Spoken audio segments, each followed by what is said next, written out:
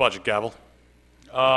Thank you all for coming tonight to the workshop of April 30th, 2018 to discuss the budget for the City of Auburn and the School Department of Auburn. First on the agenda tonight is our financial audit.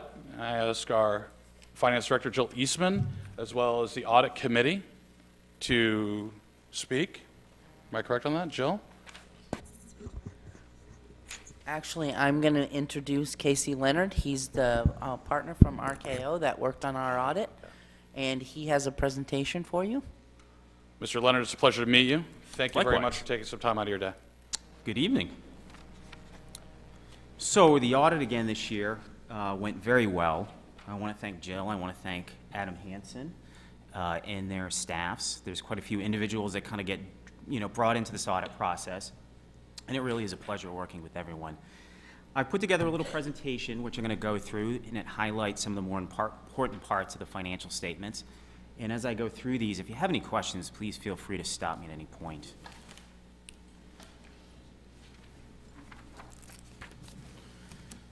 The first graph here shows a summary of the audit results. So we finished the audit actually in November. Our report was dated December 1st. So we've been done with the audit for a little bit of time at this point. As for the opinion on the financial statements, the city, which includes the school department, received an unmodified opinion, which means the financial statements are fairly stated in accordance with generally accepted accounting principles, or it was a clean opinion. In addition to the financial statement audit, we also performed two separate compliance audits. We performed an audit in accordance with government auditing standards. It's what we usually call a yellow book audit. And here we considered the city's internal controls over the financial reporting process.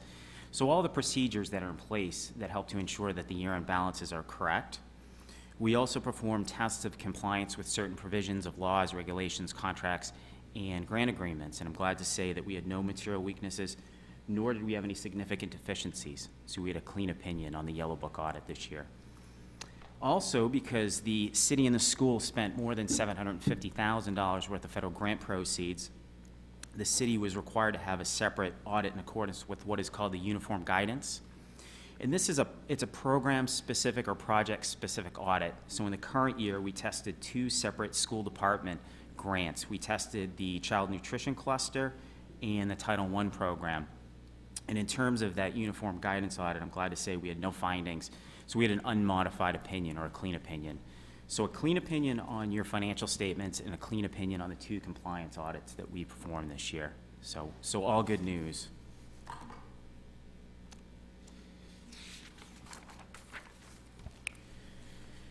So here we start to get into some of the financial results for the year. This first graph shows a general fund balance analysis from 2013 to 2017. So if you take your total assets less your total liabilities in deferred inflows of resources, you're left with the equity position of the fund balance for the city at the end of the year. And as you can see, we have four separate categories of fund balance. We have non-spendable, restricted, assigned, and unassigned. So we take your fund balance and we carve it up into four different categories. Non-spendable fund balance represents resources which cannot be spent because they're not in a spendable form. Specifically here, we're talking about long-term receivables. Those can't be easily converted into cash, and so we're required to put them into that non-spendable category. Restricted fund balance comprises resources with constraints placed on their use externally. So these are amounts that have strings attached to them, and what we're talking about here is the school department's general fund balance. Because you receive state education subsidy to educate your students, and any remaining balances have to remain in that restricted category. Assigned fund balance represents resources that are constrained by the city's intent to be used for specific purposes. So these are amounts that the council sets aside. Most notably included in here was $412,000 set aside to balance the 2018 budget. Also, there was $1.1 million set aside for self-insurance. And then you have unassigned fund balance, which is what remains after amounts are put into those three other categories. It's essentially what's left over. In total, fund balance increased by about $1.1 million between 2017 and 2018. And I think it's going to become a little bit obvious why that happened once we take a look at some of the budget to actual comparisons we have in the next few graphs here.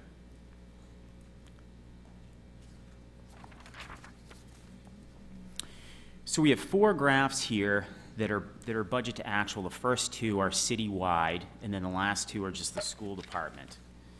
So this first one shows general fund revenues. In total, revenues were a little bit more than $1 million over budget. Some of the larger variances here, taxes were over budget by $937,000, primarily due to higher than expected excise taxes and registrations, as well as the collection of prior year taxes receivable. Licenses and permits were over budget by $100,000, primarily due to higher than expected commercial licenses and fees, as well as building permits. And then we have charges for services for school. We're going to take a look at that once we take a look at the school department only graph in a few minutes here.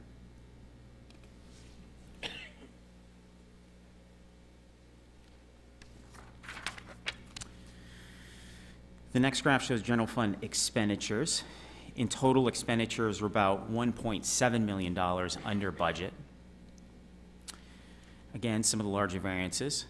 General government was under budget by $617,000, primarily due to lower than expected city manager, human resources, and economic development salaries, as well as professional services related to economic development. Public safety was over budget by $434,000, primarily due to higher than expected salaries, overtime, and vehicle repairs. Again, we have a separate slide for education. We'll see that on slide 7.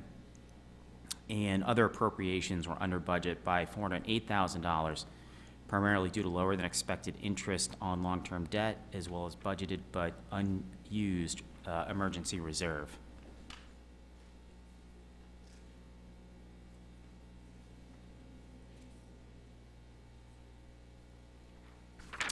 So these next 2 graphs just show the school departments. We've kind of broken out your school department revenues and expenditures.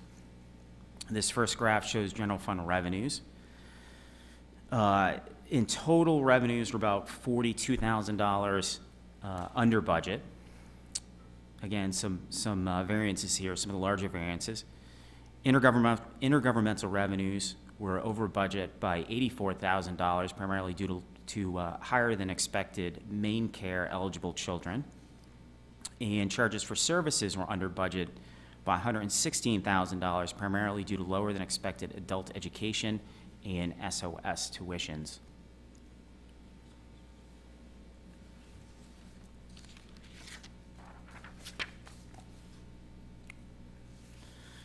And then the final graph, or at least the final graph for budget to actual variances, has to do with general fund expenditures for the school department only. In total, expenditures were about $1.1 million under budget. Some of the larger variances, regular instruction expenditures were under budget by $560,000 as the school department budgeted conservatively as it entered the 2017 fiscal year without contracts for teachers, ed techs, or secretaries. Facility maintenance was under budget by $232,000, primarily due to staff resignations being replaced by contracted services, as well as lower than expected costs for overtime, electricity, and repairs and maintenance. And finally, other expenditures were under budget by $106,000, primarily due to lower than expected adult education salaries and benefits.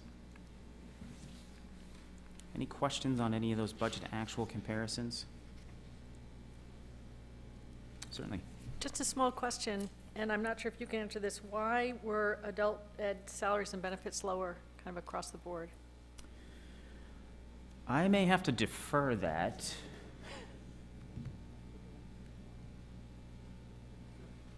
I can answer. Because when we shared the director position with Lewiston, we kept the full salary in there in case that did not pan out. That has been adjusted for this year's salary, this year's budget. Thanks. Next year's budget and this year's budget that's being proposed.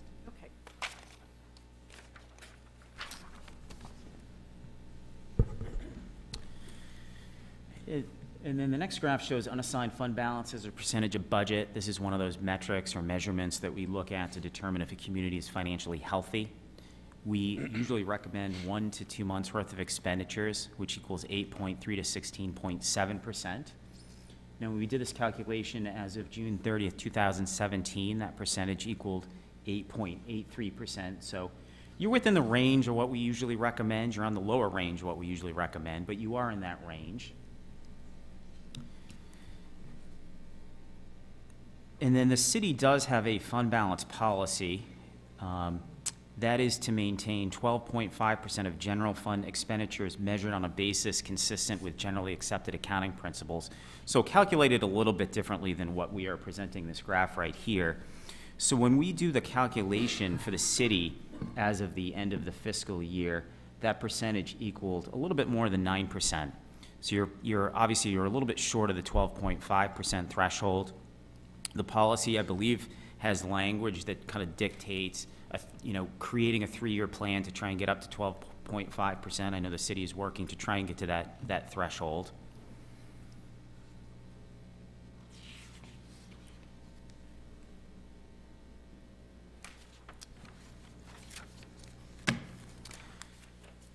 This next graph shows a general fund revenue distribution.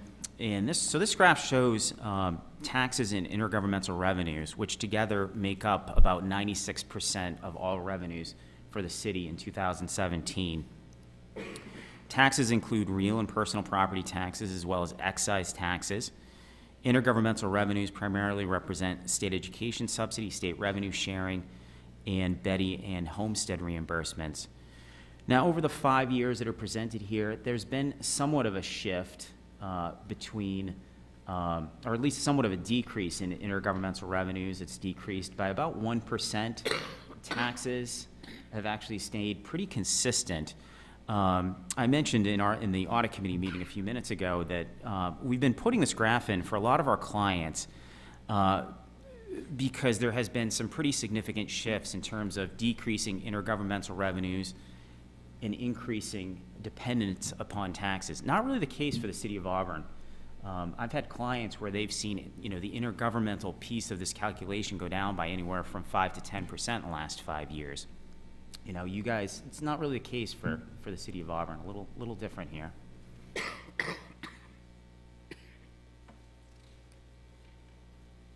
And then the final two graphs are pie charts for expenditures, so somewhat of a different graphical representation for presenting expenditures.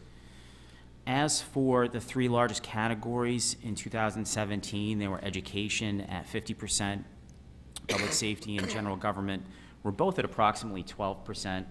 Consistent with 2016, education was at 50% in both years.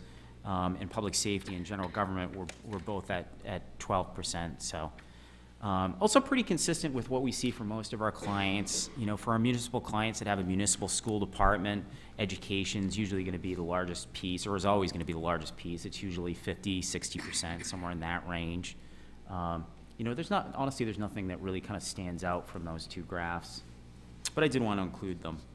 I have a question, because I had this question I brought up during our meeting. The 2016 pie chart that I have from last year shows 52.2% for education. And of course, the pie chart that I'm seeing in tonight's presentation only shows 50.27% in the 2016 pie chart. Something changed? I will have to take a look at that. I guess 2016 that's not from the last question year. that I thought you were saying that it had changed from 50.27 and not 52%. Last year's report. What's that, 52.2? I can look into that and get back to you on that. I know that in the year previous to that, 2015, it was 51.6. Okay. But something happened this year to change 2016's pie chart, and also 2017's is now. No, it looks like all the numbers have shifted. I mean, that would From be expected 2016. if your education is showing 52.2, but there's inconsistencies across 2016. I will have to go back and take a look at it. Okay. I'm not aware of any restatement of numbers from 2016. That's certainly true. It could have been an error in the presentation last year. Well, because it shows in 2015, 51.6 51.6. on the pie chart. Yep. 52.2, 2016. 2017 is now 50.16, and my question is what changed? And then I just happened to notice that my copy from last year doesn't match your copy from last year. Okay, again, I'll have to go back and take a look at 2016. I can get back to you on that, though. Thank you very much. Certainly. And then the other thing I wanted to do was go through our recommendations. So we had 3 separate recommendations. They are in our letter to management, our management letter.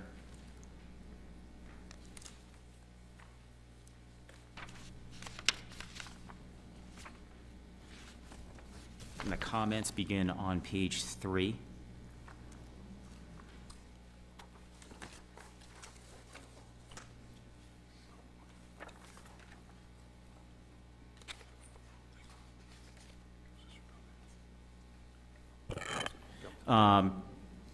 And so, as I said, we had 3 comments here. The first one had to do with school department payroll-related liability reconciliations.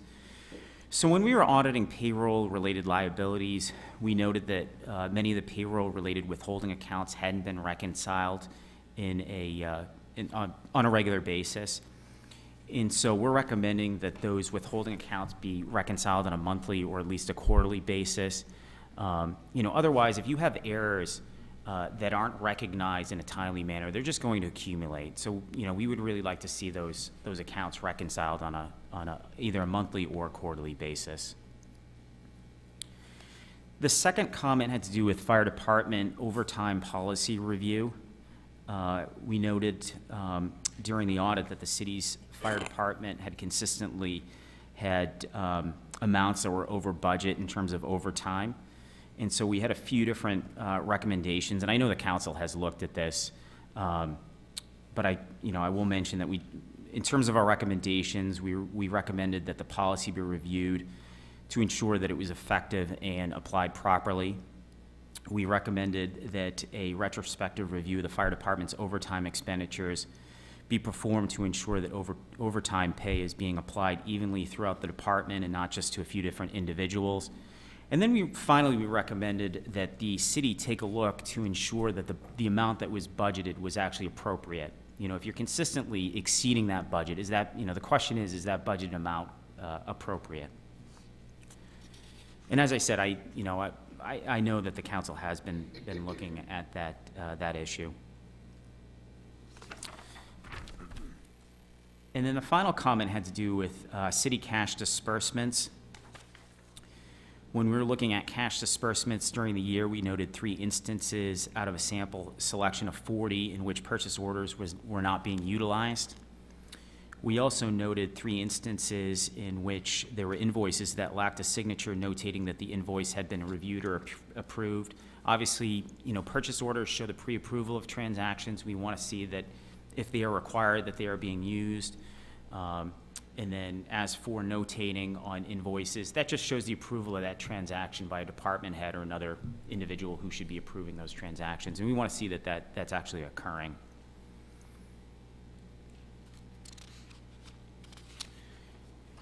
And that was essentially what I had. I'd be happy to answer any other questions you may have related to the audit. Council, any questions? I've got just a couple. When you're talking and making general terms or disclosures, city cash disbursements, are you grouping city and school department into one In that case, no. overview? No, This is straight that would just be on the municipal? city side. Okay. Correct.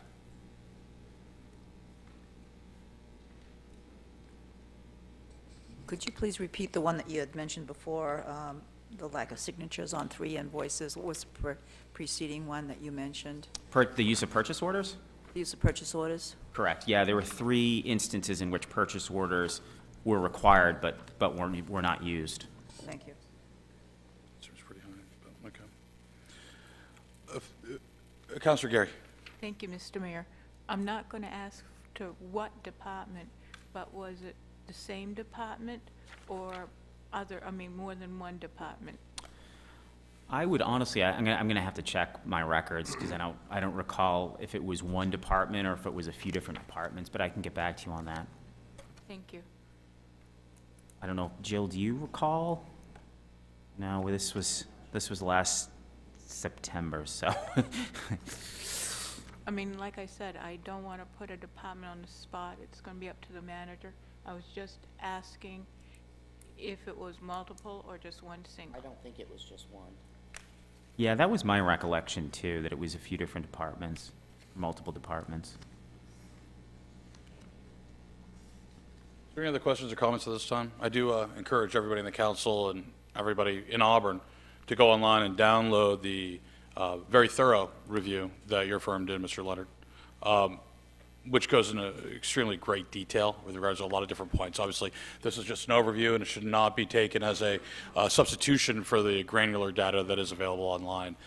So thank you for that. And I did have a time to go through that, and I do thank your firm for conducting this audit, of course. And if you could, just get some clarity on the discrepancy in 2016 with regards to percentage allocations that we've noticed. Sure, yeah. If you could do that, a follow-up through Ms. Eastman, that would be appreciated. Sure. So in 2016, there was a federal compliance finding relating to school nutrition, and it had to do with the way that the calculation for the amount that was being charged to individuals that were receiving free and reduced meals. We did go back in 2017, look at the calculation, make sure that it was compliant with federal guidelines, which it was. When we have a finding in a particular program that we test for federal compliance purposes, we have to go back the next year to make sure that that has been corrected. And it was corrected in 2017. The proper amount is being charged to students that are receiving those benefits through the school nutrition program. Councilor Titus? Quick, thank you. First of all, I did want to note that Jill received her award again this year for excellence in financial reporting, and I want to congratulate her for that. And even though I'm kind of tough on stuff, I do appreciate good work. I just always question. That's my job. But as it relates to a couple items, one of them was the overtime. I was on the committee that reviewed the overtime for the police, fire department, as well as EMS. And the goal is obviously to make sure the budget matches more with our expenditures, but also to reduce that expenditure. Sure. And in the past, we were always hoping that we could just reduce the expenditure, and that's not been successful, although we hope going forward it can be. So we're going to try and help the lines come together and match in the middle over time, because I like to see it happen and go both ways.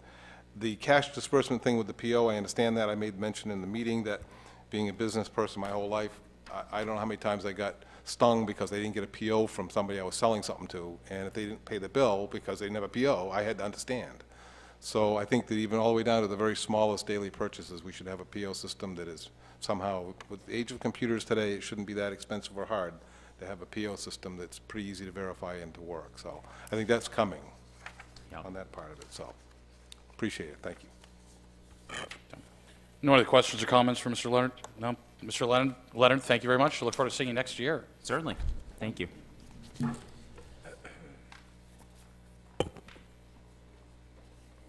Next on the agenda, we have City Manager Creighton to review the municipal budget for this coming fiscal year. As Mr. Creighton makes his way to the front, I just want to talk to the councilors for a second and to the public as well. As we approach this cycle of budgets and reviews, not just on the municipal side, but on the school side, I want us to all remember, and again, join me in thanking everybody from department heads to staff to the city manager and school superintendent for putting this and taking the time to put all this together.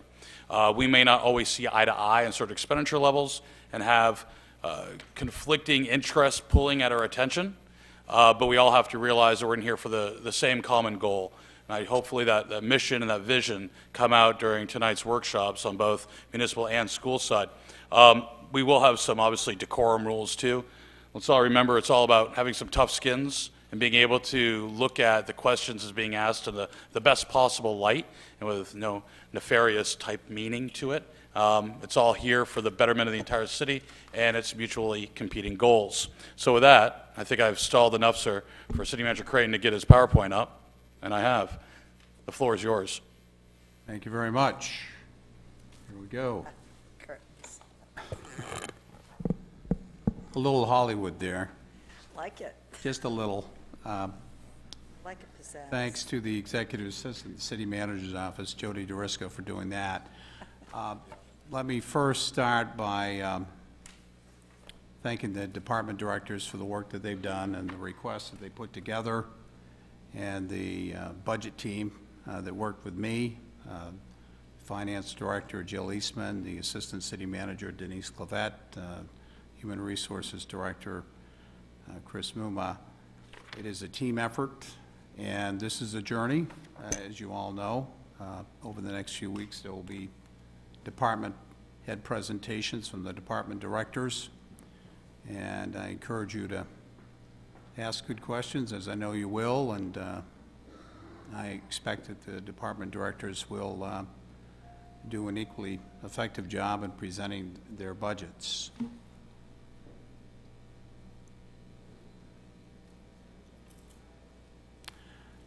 This is a slide that shows the various Auburn departments for Auburn city government. You can see we're a multifaceted city government in terms of the work that we do. I won't repeat everything that is here. We are very fortunate to have a very capable, dedicated team that's working on behalf of the city at every level of this organization, who are performing their work, I think, in a highly effective way. We're not perfect, but I feel that we're very fortunate with the people that we have working for the city of Auburn. Here are the joint agencies that we work with that are part of the budget: Lewiston Auburn 911, Lewiston Auburn Transit Committee, Auburn Lewiston Airport, Androscoggin County Government, Museum LA, and LA Arts. You'll be hearing from each of these entities during the budget process. Here's a pie chart that shows an overview of the breakdown in terms of the expenses. We just had the audit presentation, so this will be familiar to you. I think, again, that we run an efficient operation in terms of what we do as a city government.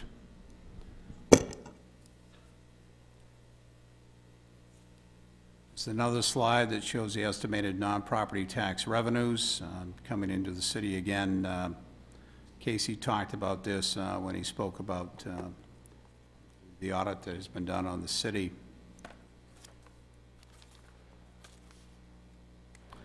Here are some budget highlights that I will speak about over the next 3 slides. Wages and salaries represent an important increase in terms of the budget that's being proposed to you by me. Also benefits, which covers health insurance, as well as a retirement program, debt service. The debt service we've talked about before when I gave my 30,000-foot presentation at the beginning of the month. We spoke about fire overtime with sick on long-term and sick on short-term with the presentation that was given at the last regular council meeting by the working group that was formed. We had 4 meetings. The meetings, I thought, were very productive and worthwhile. I appreciate the involvement of everyone. My thanks to Councilors Hayes and Titus for their participation, as well as the former Fire Chief Jeff Lowe and the current Fire Chief Bob Chase, the Finance Director, as well as Bob Stone, who's the former City Councilor and the President of the Fire Union, Mike Scott, and also the Deputy Fire President or Vice President of the Fire Union as well. We appreciated all of their participation. You will see when the presentation is given by the Fire Chief that there is an increase that I'm recommending in the sick long-term account. There's an increase of $30,000 from FY18 to FY19. And you can also see what the actual costs have been in terms of what's budgeted. For FY18, there's a budget of $20,000. You can go back several years and you will find that that same amount has been budgeted. And then on the short term for sick, there's an increase of $41,000 from FY18 to FY19. And again, you can go back several years and you'll see that what has been budgeted for short term on sick is $89,000, when actually the actual costs for FY19 were $182,139. So what we are doing is, I think, a needed adjustment. The good news is, with the 3 people that were hired as part of the FY18 budget for the fire department, we've seen a decrease in the overtime. Once they were trained and they were on board and they were able to perform their jobs, we saw a positive impact in terms of overtime. So that's the very good news, and you'll hear more about that. I'm going to suggest that we continue having at least 1 or 2 meetings with that working group to look at what we're doing to try and manage the overtime costs. The fire chief is fully committed to that, as am I, and we're going to work closely with the union leadership for the fire department as well. The 150th anniversary is coming up, 2019. That's a very big deal. We have a lot of folks that are involved in that. The mayor has been participating and providing his leadership, and I also want to point out that the Recreation Director, Sabrina Best, has been providing leadership at the staff level. We have been meeting. There is money in the budget, which has no fiscal impact, of $30,000 as seed money. I think we will need to raise more money than that, and we're going to rely on people in the community to help support that effort. There's also money in the budget for phase 1, what I call phase 1 of the compensation study, to implement that. That study's not complete at this point, but we are seeing that we're going to have to make some adjustments over the probably at least the next couple of years, if not the next 3 years, and this is the first step in terms of making those adjustments. We want to make sure that our employees here, that the Auburn team that we have, that folks are being paid comparable to other similar municipalities, so that we can retain them and also attract them. It's very important, I think, to having a highly effective city government that we're able to do that. This slide shows the summary on the tax levy increase for the city, the school, the county, and then the total tax levy that's being recommended, which is 3.40%. You can see with this budget, in terms of the city, what we're looking at for an increase, and also with the school is okay. The school is very fortunate, and we were fortunate to have the school department be able to get additional money from the state. I'll wait for Katie to talk more about that. And then with the county, there was a change as well. This is on the proposed expenditures for FY19. Again, this is an overview of the expenditures showing the administration, community services, fiscal services, and I'll give a breakdown in a few moments on each of those: public safety, public services, intergovernmental, and education.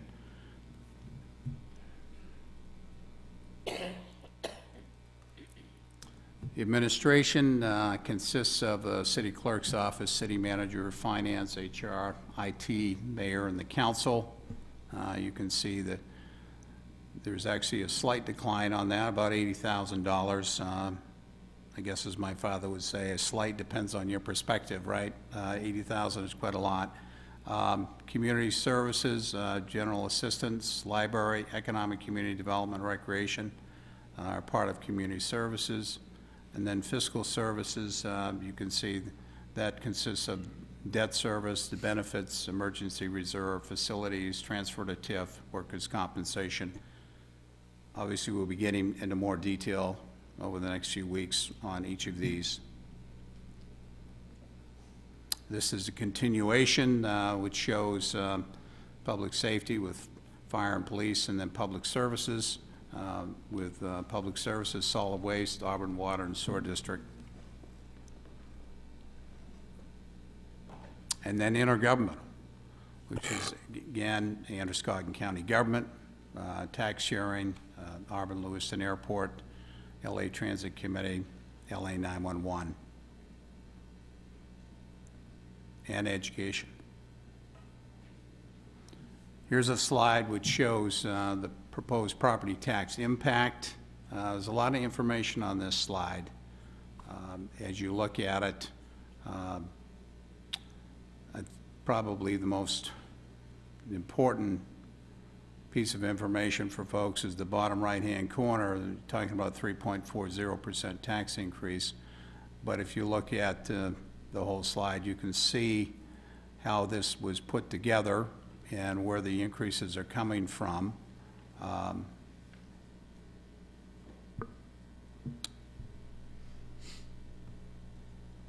And this is the impact on the homeowners for a person living in a home valued at $150,000. You can see what the impact would be with this budget in terms of 3.40%. It'd be $117 or 78-cent increase on the mill rate.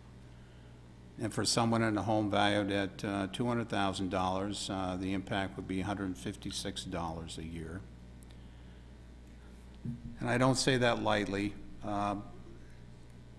When I presented this budget to you at the beginning of April, when I did that, I was giving you a 30,000-foot overview tonight and getting into more details in terms of final recommendations. But all of us who are involved, from the departments to myself and our budget team that I work with, we're all trying to balance out the needs of the city government with the impact on the taxpayers. We understand that, and what we're trying to do is strike that balance, which is not always an easy thing to do, as you know.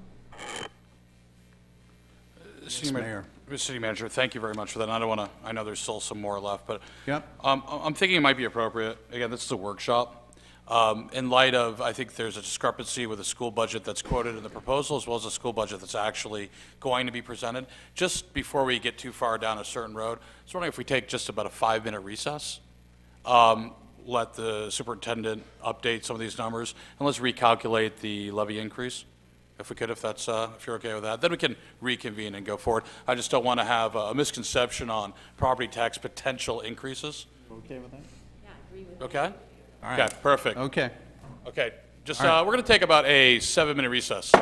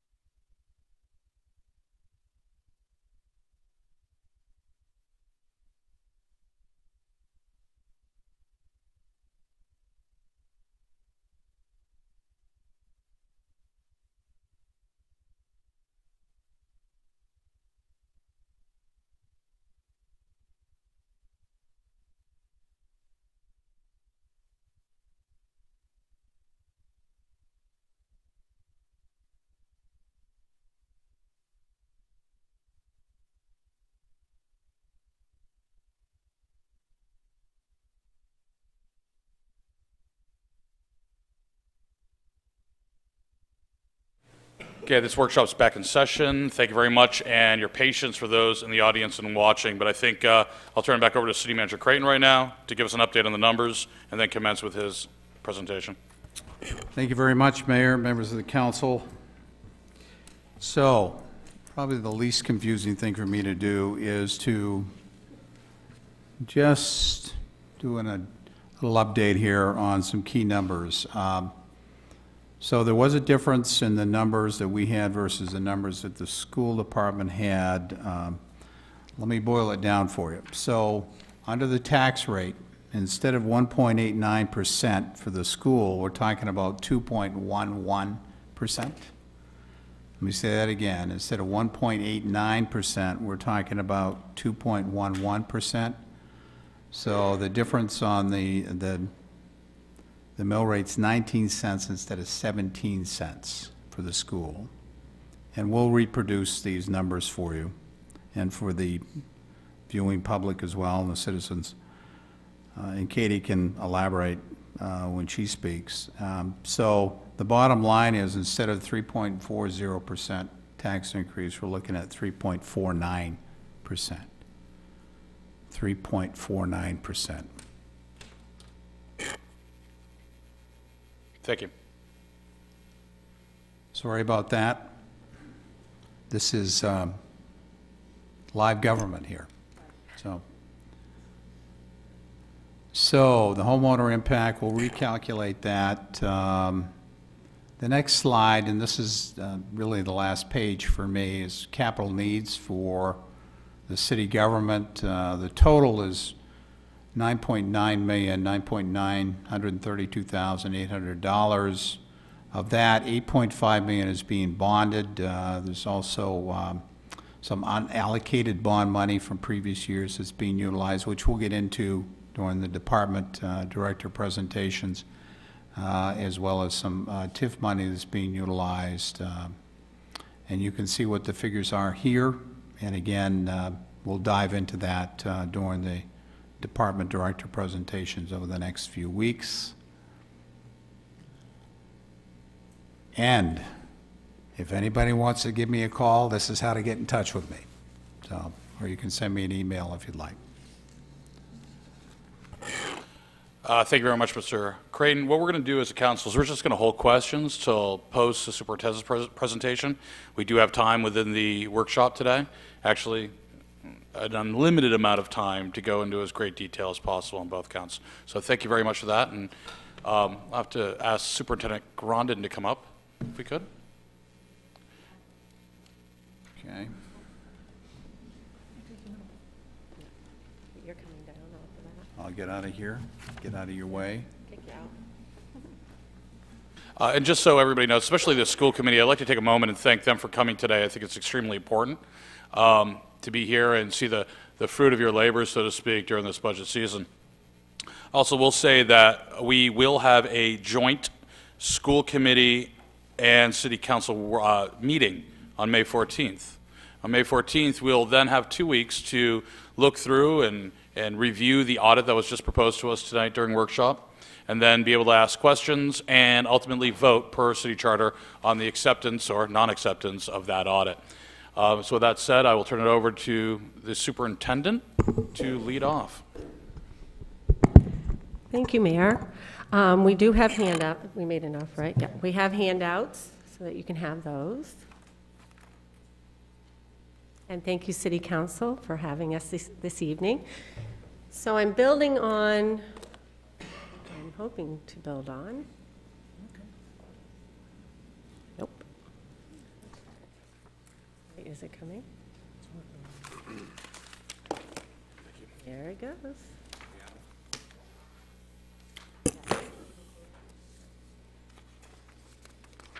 So this is our second joint meeting on the school budget.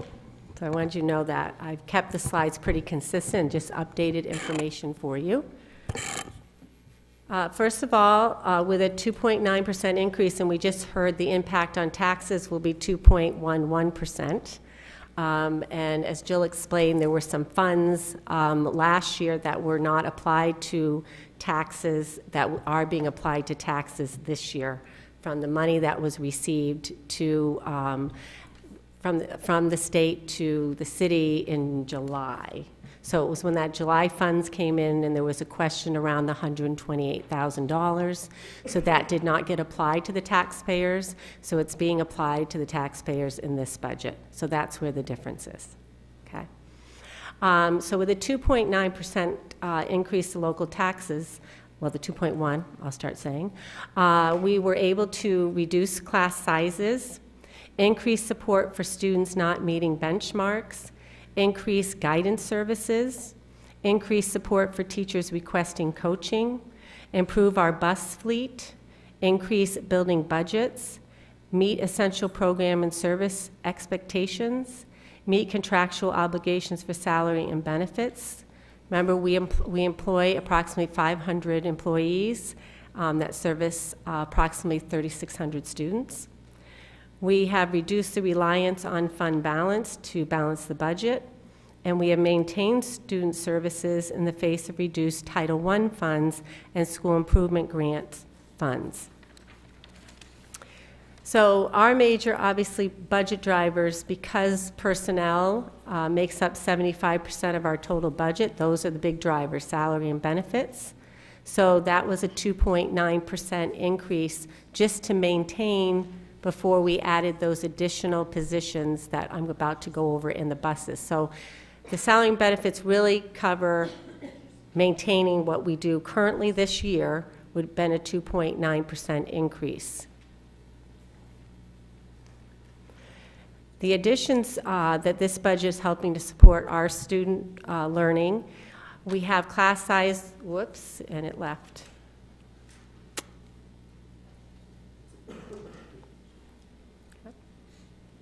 I'm going to have to download.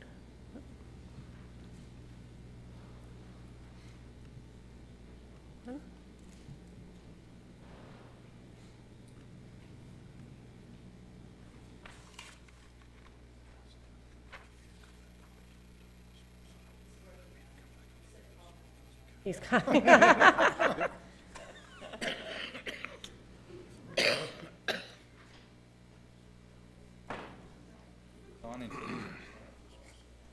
Yeah, but my fear is we're back to our same issue. But let's go back. Okay.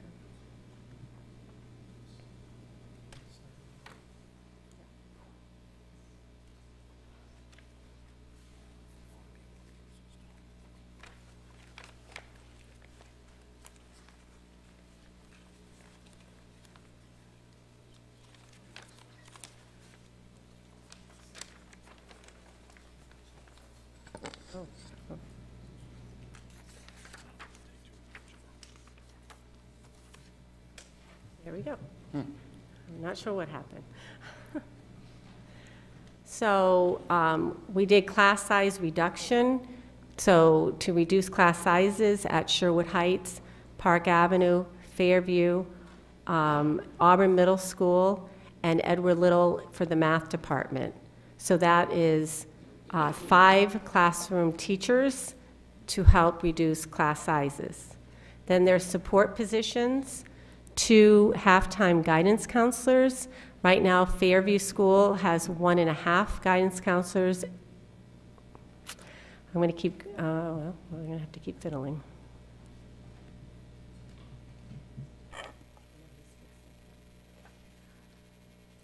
Just memorize that next Right, time. so- That's all. Give us a verbal. I'll keep talking and we'll keep They looking. have it on their sheet, Yeah. so.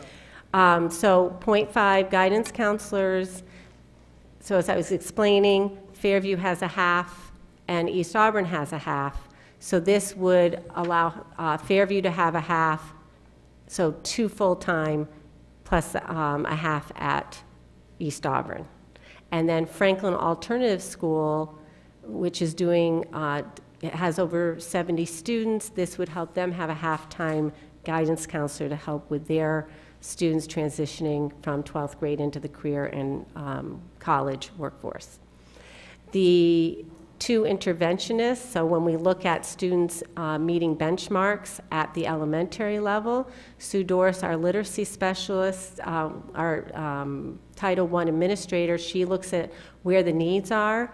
And so based on today's information, obviously things change. So if data changed in June, where these interventions will be placed is where the most need is. But if you go on data of today, it would be probably Park Avenue and Sherwood Heights School.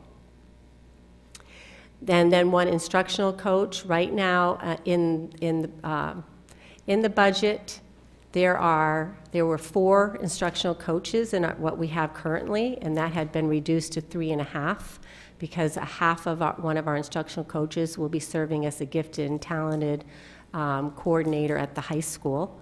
And so, we have 1 instructional coach right now at the high school and 1 instructional coach at the middle school, and we have 1 at the district level. And then we have 2 integrated coaches, tech integrators at the elementary school. So we had 3, we went to 2.5, excuse me. And then so this instructional coach would be focused on the elementary schools. Then Title I funds, which have stayed very flat. So as salary and benefits go up and we have positions in those grants, they don't obviously, as that goes up and the funds stay the same, we have to move positions into our general fund. And we have been doing that for the last 3 years. So every year we've moved positions out of the grant funds into the general funds to maintain the programming. So their Title II teachers were way back called Clinton teachers because you could use your Title II funds to reduce class sizes. And Auburn took advantage of that when they were having very tight budgets.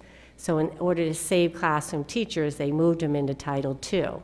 So they had 5 positions in there.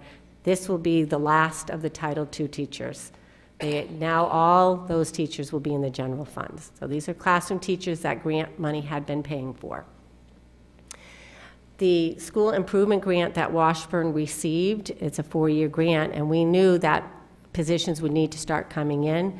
So when I met with Andrew Bard, our principal at Washburn, to talk about highest priority positions coming in, obviously the pre-K teacher and ed tech position, the way we kept that program when we moved it from Head Start, so Head Start was helping us with that program, we turned that program to our school improvement grant.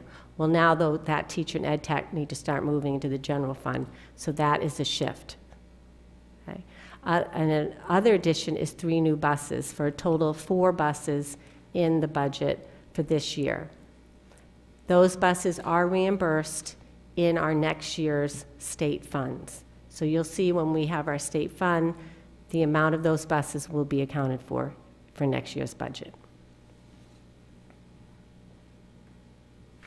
Thank you very much. Just before I open it up first to the councilors for some questions, just a little bit point of clarification on the new teaching positions. Sure.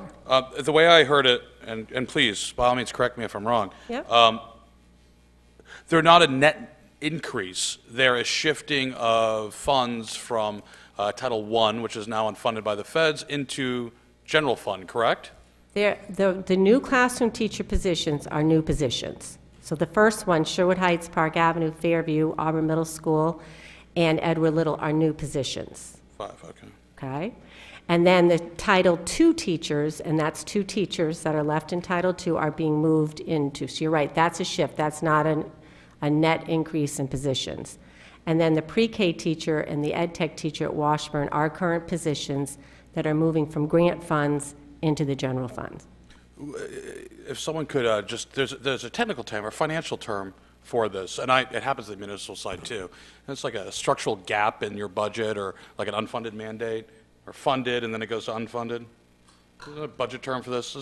So, I mean, the federal government or the state or whomever will pay for something for a period of X amount of years, and then after that, it defaults out to the local municipality. I believe we did that with Clinton again, with police officers as well. But is that like a structural gap, or anybody can help me out with that? Well, as far as the pre-K programs, I began those years back, for Lewiston and Auburn, and we did it with Child Development Service monies. So I used my Androscoggin County, developmental therapists and put those in classrooms. All I needed was space. So it was provided with space, I provided the materials, I provided the teachers, so that money did not get expended by, Auburn, because that was coming out of Child Development Services. And now my understanding is Child Development Services are no longer funding this, is that?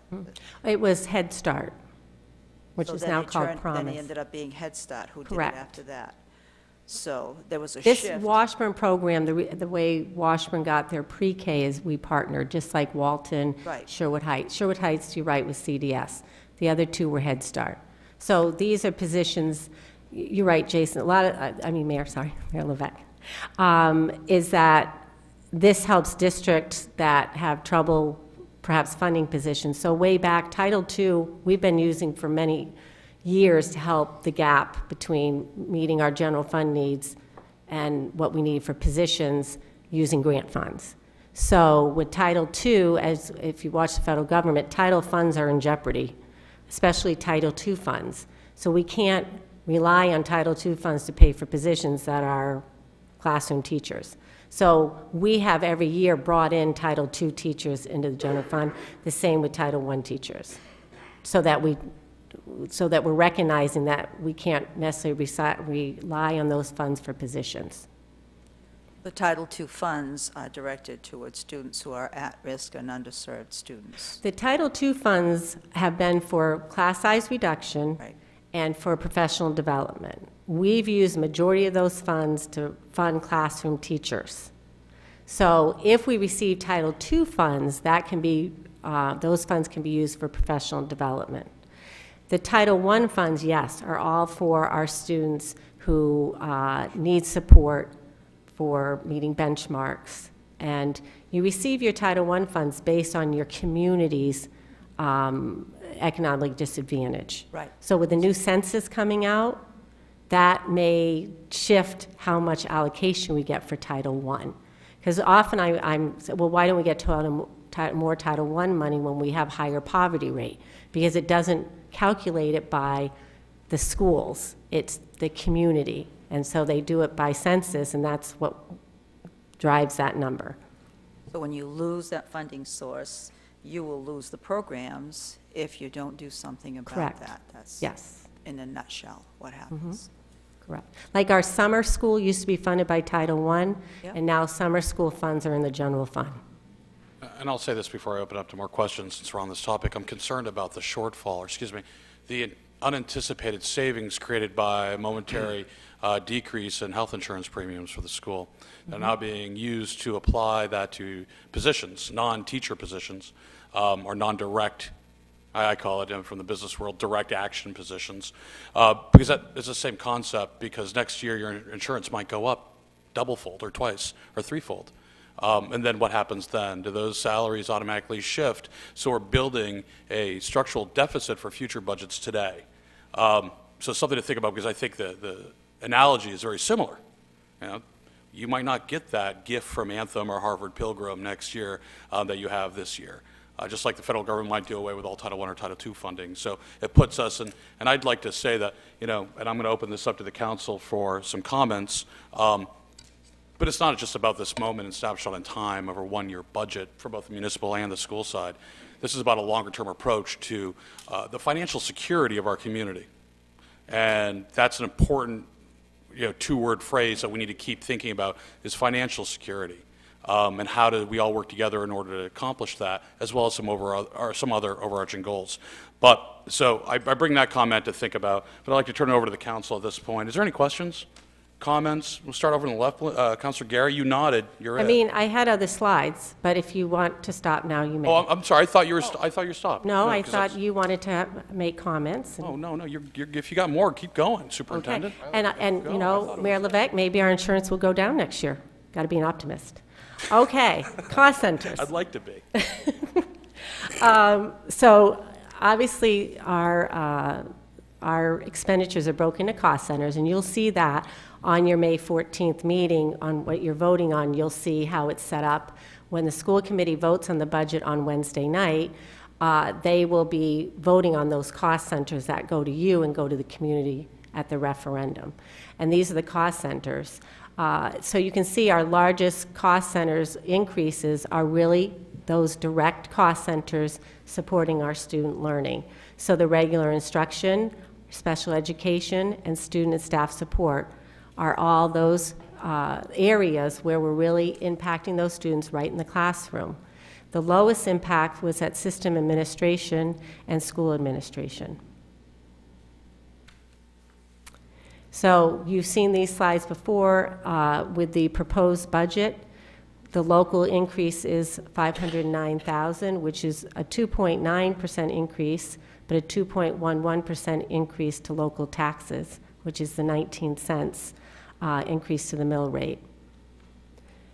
The state revenue, we were up 9.5% with our state revenue at $2.1 million.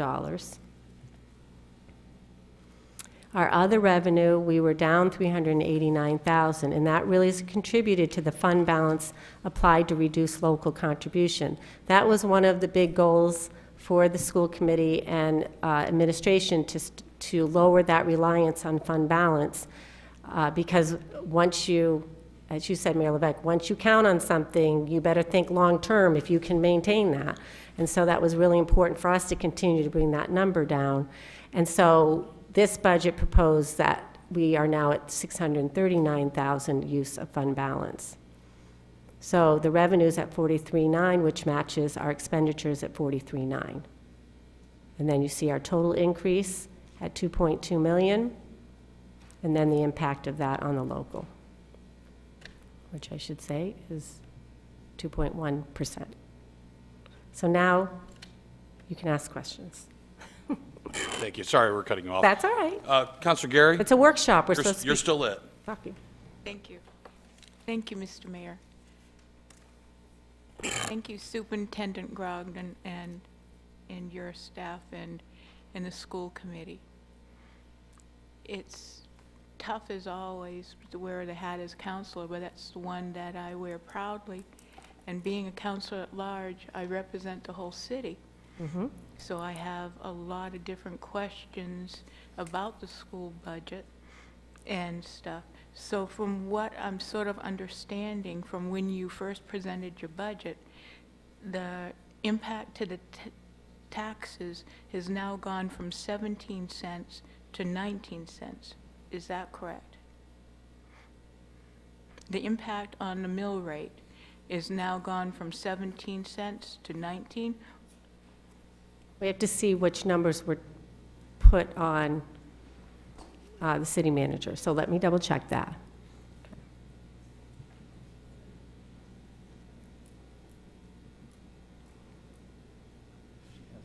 Well, I would say yes in theory, because we were at 23 cents at the last joint meeting and we're at 25 cents, so 2 cents, yes. So now you've gone up.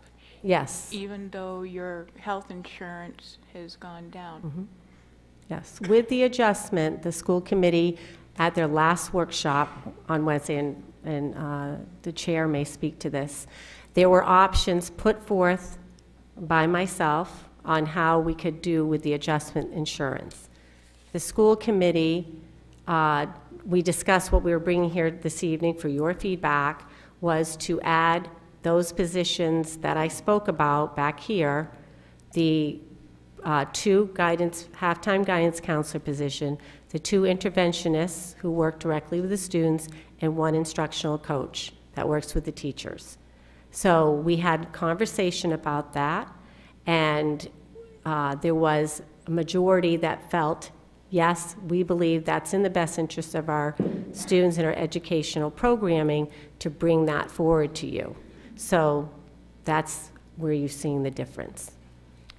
The good mayor brought up the buzzword financial security, mm-hmm. which I support for all Auburn residents.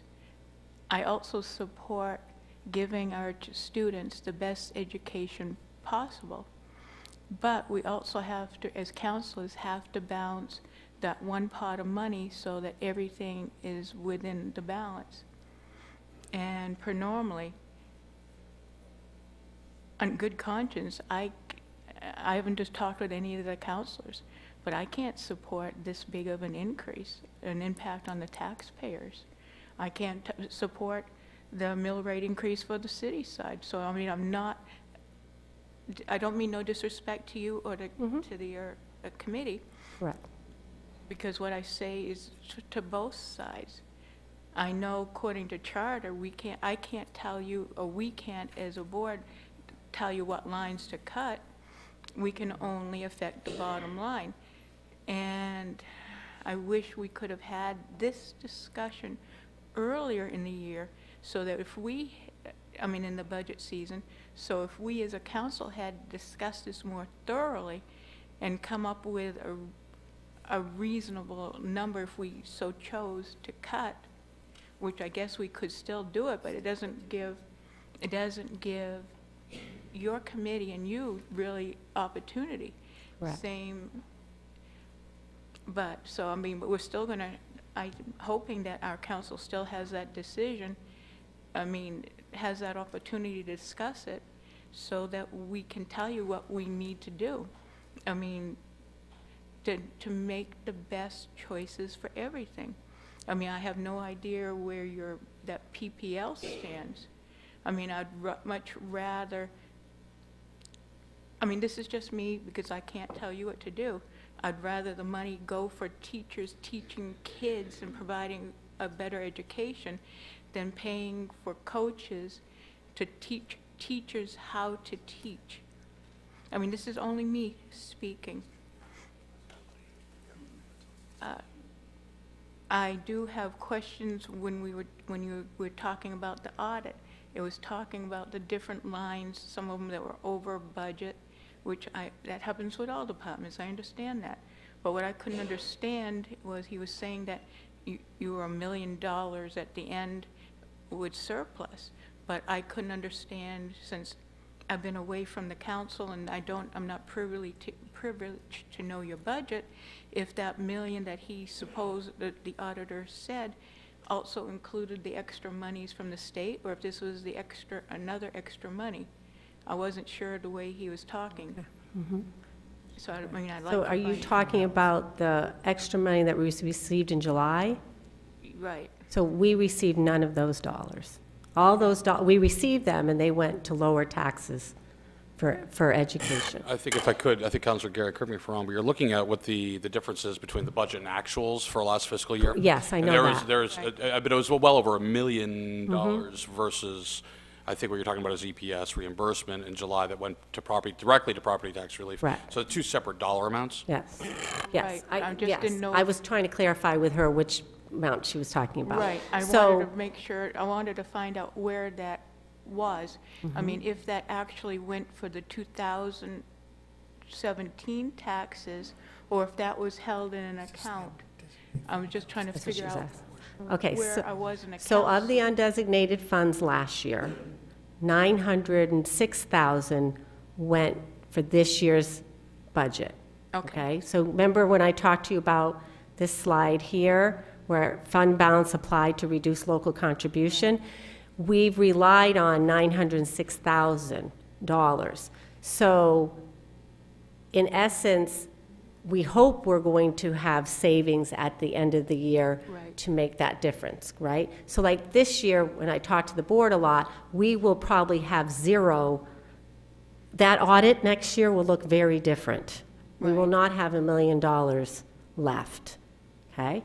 So projecting forward, that's why we've had to reduce this, because we rely on it. If we don't use the fund balance, that raises that local contribution, Right. okay? So I'm just trying to figure out Right. where the monies are. Yeah. And if it was carried over, where it exactly went, so it's not in the clouds and where it's going to land or not. Correct. So the state allows us to maintain 3% of undesignated fund balance, okay? Right now, we're at a 1.3%, right? I don't remember that. Yeah, 1.3%. Right. So we don't have a lot of fund balance as we continue to use it to offset.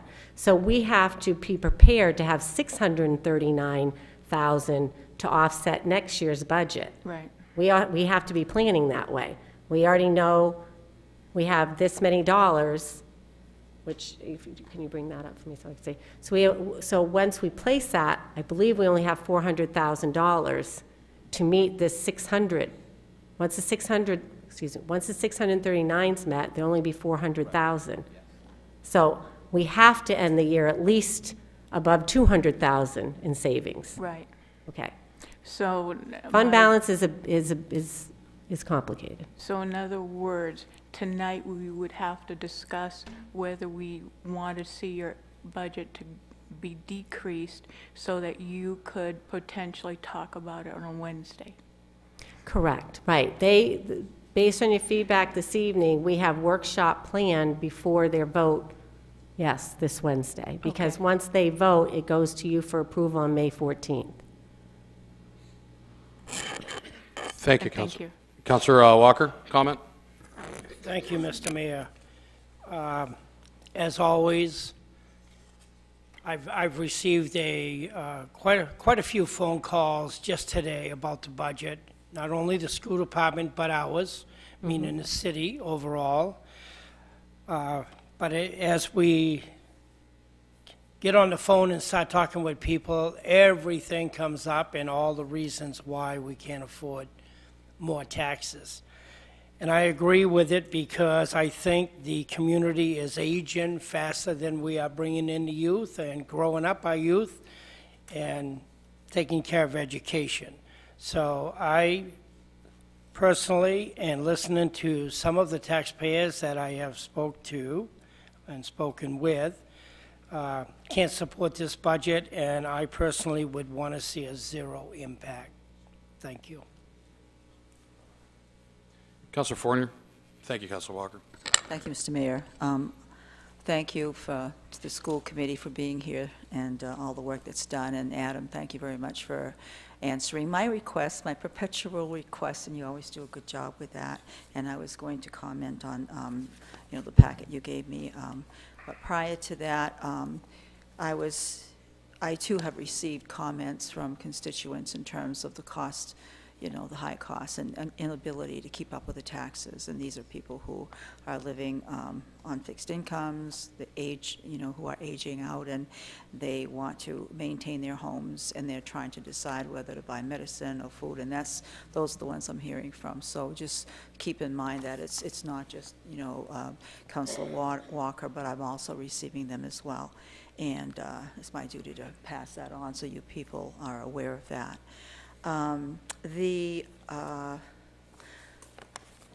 The class sizes, I'm very appreciative of this because I like to know what the facts are and do my little homework there before I get to the meetings. And I truly appreciate this. With the way it looks, with 5 additional teachers, you have reduced class sizes, Sherwood Heights to 20, Fairview to 20. Class sizes at Park Avenue would be 20. East Auburn would be 21, Walton would be 19, Washburn would be 18, and from my perspective and my experience, these are excellent numbers. And I don't have, do you have student-teacher ratios for middle school and high school? The middle school, it's usually approximately 25 per teacher. Yeah, so what this does is there's one team that has 3 teachers. One teacher is teaching humanities, so they're teaching English and social studies. That team takes smaller number of students, which raises the numbers on the other team. So this is a way to make a 3-person team into a 4-person team, which evens out the class size ratio in that grade level. So that's where that is. And I'll reiterate what I had said at the last, I think it was the last meeting that we had. I have been a coach myself, and I know the impact and the effectiveness of that. But when I look at, our new teachers, we have 5 new teachers, and you're requesting a coach, and I know that there are already coaches in existence. So in terms of we can't have it all, and in that real world, if we can't have it all, the fact that we have 5 new teachers that have reduced the class sizes, to me, is really good to go on. And then to me, a coach is just, puts more impact on the finances. So if you were to look at both of those and say, okay, maybe down the road we can add the coach, I'm just, thinking out loud, as well as the interventionists too. I don't know how many interventionists we have. Do you have that at the top of your head, how many interventionists we have? So most of the intervention positions are paid in our Title I funds, and that's why there's been limited number of interventionists. Right. So at our Title I schools, which are Sherwood Heights, Walton, Park Avenue, Washburn, and East Auburn. The Park Avenue has a literacy coach. They have 2 teachers sharing a reading recovery position, and then they have an interventionist position. At Sherwood Heights, they have 1 coach, they have an interventionist, they have 2 reading recovery positions. At Walton, they have a reading recovery position and a literacy coach position. I think Mike's here. And an interventionist. So each school has similar. So when we looked at, when we had that presentation, we saw the need for interventionists, and this was targeted. We added an intervention in Sherwood Heights last year or the year before. I think that's all I had. The only other thing that I had was, as we look at all of this, we're still looking at needs out there in terms of alternative education, special education, in-house. I'm still driving for that, because we need to bring these kiddos in-house, because they're costing us way too much money when we send them away, and we know that. Right. And so I just wanted to be able to, review that. Thank you very much. Thank you. Thank you. Moving on. Councilor Titus. Hi. Thank you, Katie, for coming. One question, how many employees do we have? About 500. 500? Approximately 500. Yeah. Because, one of the things I wanted to note, and this is what I hear when I talk about the last 10 years, and everybody likes to talk about it, but I was looking at the number of employees that we've had, number of students we have, population that we have, and it's interesting to note that our population of students is about the same, maybe a little bit less. Our actual population in the city of Auburn is about the same, within a few variations. We have a lot less people, employees, between city and school, maybe a lot, maybe 80 or 90 people over the last 10 years. Right. Yet our personnel costs have been skyrocketing and increased, so we have a lot less people, but it's costing a lot more. So when I hear about all the stuff that we want to do, I get a little nervous that we can't win this battle if we don't figure out that situation, which has to do with people. As you said, 75% of our budget is people. If we can't solve that, we're never going to win the budget battle, because what do you do, right? You cut Well, we people. had an increase in our state funds due to having an increase in enrollment, and when you have a certain number of staff, you get a certain amount of dollars for those. Correct, So, and that's helped correct. us this year. What always make me nervous about this is the coming years, if it's not going to come again, the forthcoming. We got an extra $1 million to $2 million this year. What if next year things change? There was a huge change in the funding formula this year. Right. Several things that affected it in a major way that won't be next year. It'll be the legislature will decide that. And to the mayor's point, if we invest money in salaries now, any savings, we can't just take that away next year if the state decides to cut back. So that will immediately go back onto the local taxpayer, and we can't just lay people off. I mean, we know how painful and unproductive that is. Right. So I guess my concern would be that if we have any real savings that we can count on, we shouldn't be investing them right yet. We've already got a $2 million windfall from the state. Why would we invest another $400,000 or $500,000 because our employee benefits were cheaper this year, but they could be a lot more next year? So I'm with a couple of the councilors saying that maybe we should take the savings now, knowing that they may not be or probably won't be there next year. And looking at the trends, I guess that's another thing we can't figure out. We got the same number of students, and yet the costs continue to escalate and grow, and we need more and more and more people with less and less students. So people can't figure that one out either. Well, it's not more people, because if we count the number of reductions we've encountered in 10 years, we're not close to that. Well, So my point is, if we were back up to that thing, we'd be increasing our budgets 30%. And that's not feasible. When you look at, if we added back all the people that we may have lost over the past 10 years, the city and the school couldn't fund it. It would be unfundable. So yes. You have to agree with that, I mean, obviously, when you look. Well, it is, we're a people business, and that's the challenge, correct? That is very much so. Now, I noticed the original presentation that I heard from you folks back in February, it was like, it started at 2.6% to the tax levy, then it went to 2.9%. Yeah. And I don't know where the number came, this 1.86. I never heard that before, and somebody can tell me where that comes from. Well, as it was, and Jill, you can explain it, is that, from what I understand, when the money came in July, because remember last year, we came in over $1 million. I remember that, there was some extra money that just got held till over to this year. Well, so that money is being applied to the school's tax levy this coming year. Okay, so So that's what's causing the reduction. it depends on where you started, whether you started at 2.9 or you started at 2.6 or wherever you started before you applied that extra money. Correct. We're at 2.9%, but the tax levy's at 2.1% because the city is applying those So revenues. they must have started at a different number when they applied that other revenue. Correct. Started, so to the And point of Jill whether can there was- explain that. I'm saying, you saw my slide, we're saying we're at a 2.9% increase. Yeah, and I think it started at 2.6 on the And it first started at presentation. yes, but- no, the first joint meeting was at 2.6. Correct. Yes. And then we discussed the insurance adjustment, and there were some other adjustments, because as with the city manager's budget, things, as you look at it and look at it, you have to make sure you're putting those pieces together. Right. We are now at a 2.9% increase. So we're hearing your feedback, that's why we're here, Okay. and we will be discussing your feedback. Well, I just want to make sure that was clear, because what Councilor Gary was talking about, an increase, decrease, well, the number's been moving. It's not really an increase to decrease, because we never landed on a number. Right. And now with this 1.86 comes up, I said, wow, that was a blind side. Where'd that Well, come that's from? why I looked at the mayor and kind of said that Okay. that's not correct, you know? But my feeling is on the savings and personnel expense. Whenever you've got a budget and you've built it and you're all set, we're going to go with it, and Right. an unexpected windfall like that pops up, I really think it's got to go towards budget reduction. And I Only think because I think the that board's that's- hearing you. That's a moving target that we can control, but we can't if we invest it in more people. Next year, we're kind of stuck. Right. You know, so that's my opinion on that. Thank you very Okay. much. No, thank you. Thank you, Andy. Moving down the line, Councilor Hayes. Yes, just a couple of questions.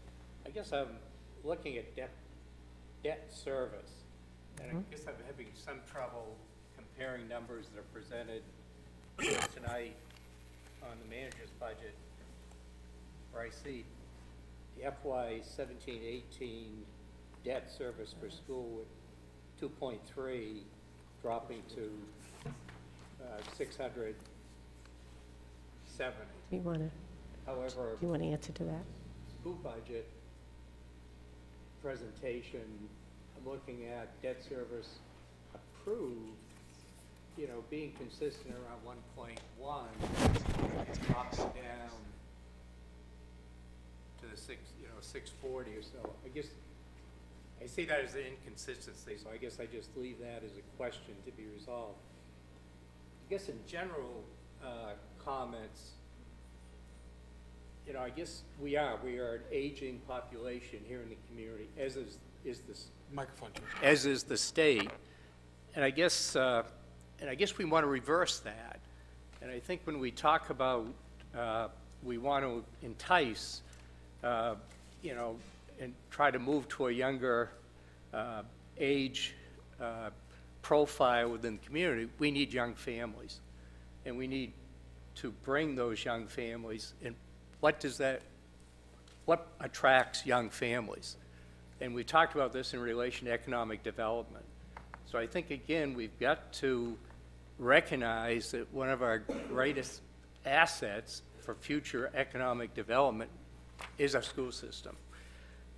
I guess the other point to be made is that I have a difficult time, looking critically at the school department budget, where we've just been presented with a municipal budget tonight, and we haven't really had time to look at it. And we look at the impact on the tax rate that, yes, right now we're looking at the local share tax rate for schools is 19 cents, but we're suggesting the city, we're looking at 60 cents. Councilor Hayes, if I could address that, a lot of it has to do with timing.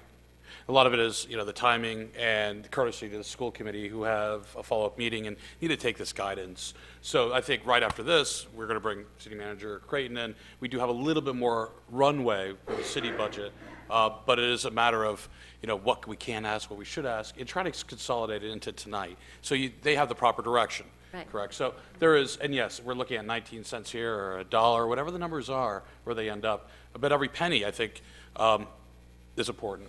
So, and everything deserves proper scrutiny. Okay, I accept that, and I understand that, but it is relative. But I do go back to, probably the most important thing that we need to support for economic development is our education for the youth. Thank you. Councilor Lasagna? Thank you. I think I've heard a lot from the other counselors that are helping to instruct some of my questions. I don't need to repeat them. I have a small one, and that is I'm looking at your cost centers, and transportation has gone up a fairly significant amount. That's the bus. Those are the buses. And we'll get reimbursed? Yes, and you get reimbursed for those, yes. Okay, so that ends up being a what final? So the 3 additional buses was 285,000, plus there's another bus in there for 95, so that's pretty much the increase in the transportation, is the buses. Thank you, I appreciate that. And welcome. finally, I think in reference to what Councilor Hayes said, a new high school may be the thing that draws families here more than anything else. Mm-hmm. And I think taking that into account in terms of philosophically what decisions are made about this is really important to do it. We can chip away at this budget, but in terms of attracting families, to me, that's going to be the thing that's actually going to do that, while maintaining the class sizes and also making sure that people know that. So I appreciate the time that you've put into this. Thank you. Thank you. Councilor Young? If you can get a stable tax rate that doesn't fluctuate very much, that would be good. We're going to need 5 votes to get over the first hurdle of this before it goes to the voters. If we have the appetite to approve this, 100% it will probably pass. If it's divided by 5 votes, right? Doesn't it have to be 5? 4 for the school. 4 for the school, 5 for the city. If it's over CPIU. Yeah, If it's CPIU, it's 5 for the city. So we have to get over that hurdle.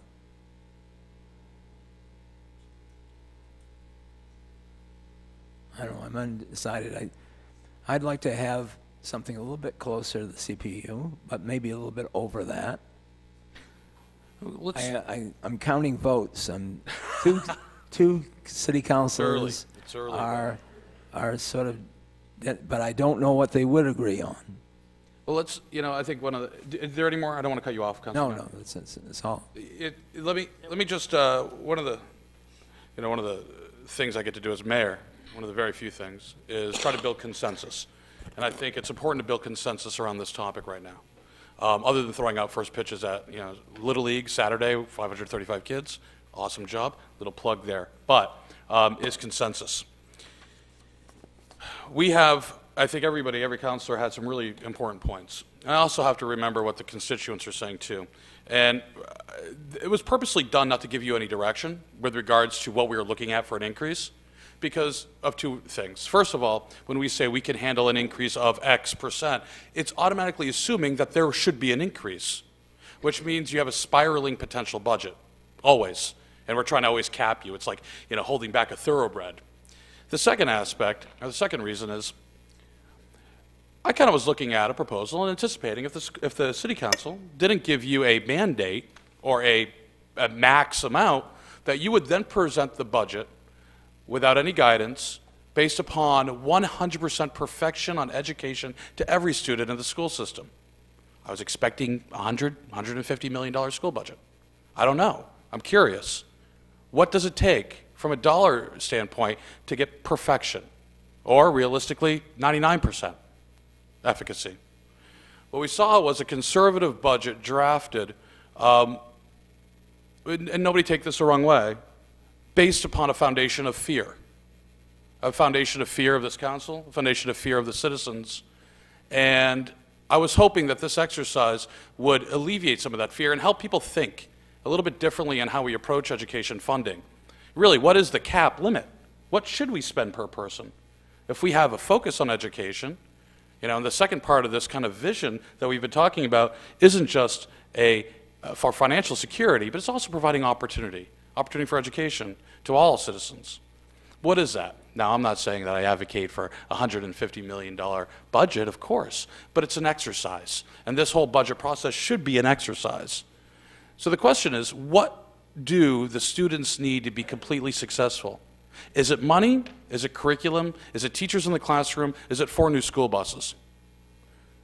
And so when we sit up here and really give some guidance to the superintendent, you know, I don't want to say start over. I don't want us all to say start over, but I think that the feedback is really, if I can just kind of consolidate, if you want this council support, needed this council support is, you know, with a lack of a good plan to achieve perfection or close to perfection, we're going to hold you to a default status of a 0% increase in budget. If there's a plan associated with an increase in budget that closely achieves or works towards achieving perfection or close to perfection, then you're going to have a more positive vote coming out of the council. There is a lot, and we can't sit here and not address constituent complaints with regards to proficiency-based learning, the Empower system, and a myriad of other questions that have come up, including instructional coaches. From the onset of the concept of instructional coaches, in I believe 2011-ish, with iPads, and then other subsequent issues of rollout that required further and further educational support, instructional coaches, versus direct money spent on direct education, i.e. teachers in the classrooms. And we have to address these concepts. We have to address the money being spent on systems and whether it's time to pull back on certain protocols in order to achieve what our mutually desired outcome is. And I am not going to sit here and say I'm an educator, okay? That 50-minute block of instruction I gave last week does not count, though it was fun. The kids are great. Doesn't make me an educator. But we are looking and listening to everybody in the city, and we have to, from our students. And I have to remember that I'm also a parent. I got kids that live and breathe in the school system too, and I see, and I'm vested, you know, into their outcome. So I think if we're going to look at consensus, and I'm going to ask for a vote, a straw vote, if you would, during this workshop, and I'm going to propose this, and we can have a little debate internally and pull you in if needed. I'm going to ask for a 0% increase in your school budget this year, let me rephrase that. 0% increase in the mill rate from 19 cents to 0 cents. In lack of that, a reallocation of dollars to produce a better outcome, and then justified. So can I have clarification? Because I guess this is where I need to put the thick skin on, as you said at the beginning of the meeting. Y'all do. Is because you didn't tell us the direction at the first joint meeting, that we were to guess what you wanted, that you're going to go to 0. Is that how I understand? No, I wanted you to sell us on the reason. I wanted you to come to us and say, we have a plan. This is how it works. This is what we need. And this is how much it's going to cost and what it's going to come out to. We did say that at the first joint meeting. So we're close. I mean, we should expect perfection or close to perfection based upon the budget you just provided. We put in a budget that we thought was fiscally responsible to the taxpayers. No, we did not do every position that was needed. We did not do that. We did what we believe was appropriate and needed at this point. So the class size reduction positions were there, and bringing in positions from grants was there, and the buses were there because of our fleet. We explained this at the first joint meeting. Mm-hmm. So that's what, if was tonight, was to prove to you why we need the increase to local tax levy, then I want to say that that's not what I planned for. So I certainly, yes, we're down to tomorrow, Wednesday night being the vote for the Let school me budget. be clear. We don't want you to justify your educational curriculum or anything like that per se. Okay, we're not looking to ride shotgun on curriculum decisions. We do have to obviously listen to the citizens and the numerous dozens of them that have voiced complaints and justified concerns. And we know you all, as a group, have talked about those concerns internally. And that's why we've got a wonderful representative. My representative is Councilor Fournier. So we've been staying up to speed on all this conversation. I will say that I think that if we would have to address one topic tonight, it's a decision on getting, as Councilor Titus said, $400,000 in unexpected savings from healthcare. And then I saw the workshop where it's, well, okay, well, we have $400,000. What do we do with it? We can do this, we can do that. But there should have been a plan that you said, oh, it's Dusty, here it is. If we had more money, this is what we would do exactly, versus a contemplation. And we heard all sorts of things. And the one thing that was really evident was property tax relief was really not on the table. And that's what we're saying. And that's what I think hurts the people and the citizens of Auburn, is we didn't see that effort there. And if we're looking ahead, and one more comment, then I'll let Chairman Kendall speak on this. We do have to look ahead. The budgets keep growing, and I am concerned that we're building a budget without looking forward to the new high school. And let's be honest, the new high school is going to cost money. We will see a property tax increase when that new high school comes to fruition. And if we're going to provide financial security to our residents, we have to have a plan on the municipal side and the school side to find some balance now. And if that means finding balance with a 0% increase this year in order for our citizens to kind of catch their breath a little bit in preparation for a potential increase downstream, maybe we should look at that as well. But I'll turn it over to you, Chairman Kendall, for comment. I think the committee is certainly taking to heart the interests of the community, particularly our students, because that's who we represent. And our interest is their interest in providing the very best education we can for the dollars that you grant and the citizens grant us to educate. We came to you, and the question about the savings of about $400,000 over what we perhaps had anticipated and looked at in the health insurance rate coming in much lower than what we had potentially budgeted, because normally you have to budget to begin with what you think the top side is going to be, because it's a lot harder to say, well, we thought it was going to be this and now it's going to be this, and come back and ask for more money. So we start with what we think the top is going to be, and then when realization comes in, we find out we've got some savings. But you bring up a very good point, is what would we have come in with for a budget if the sky was the limit?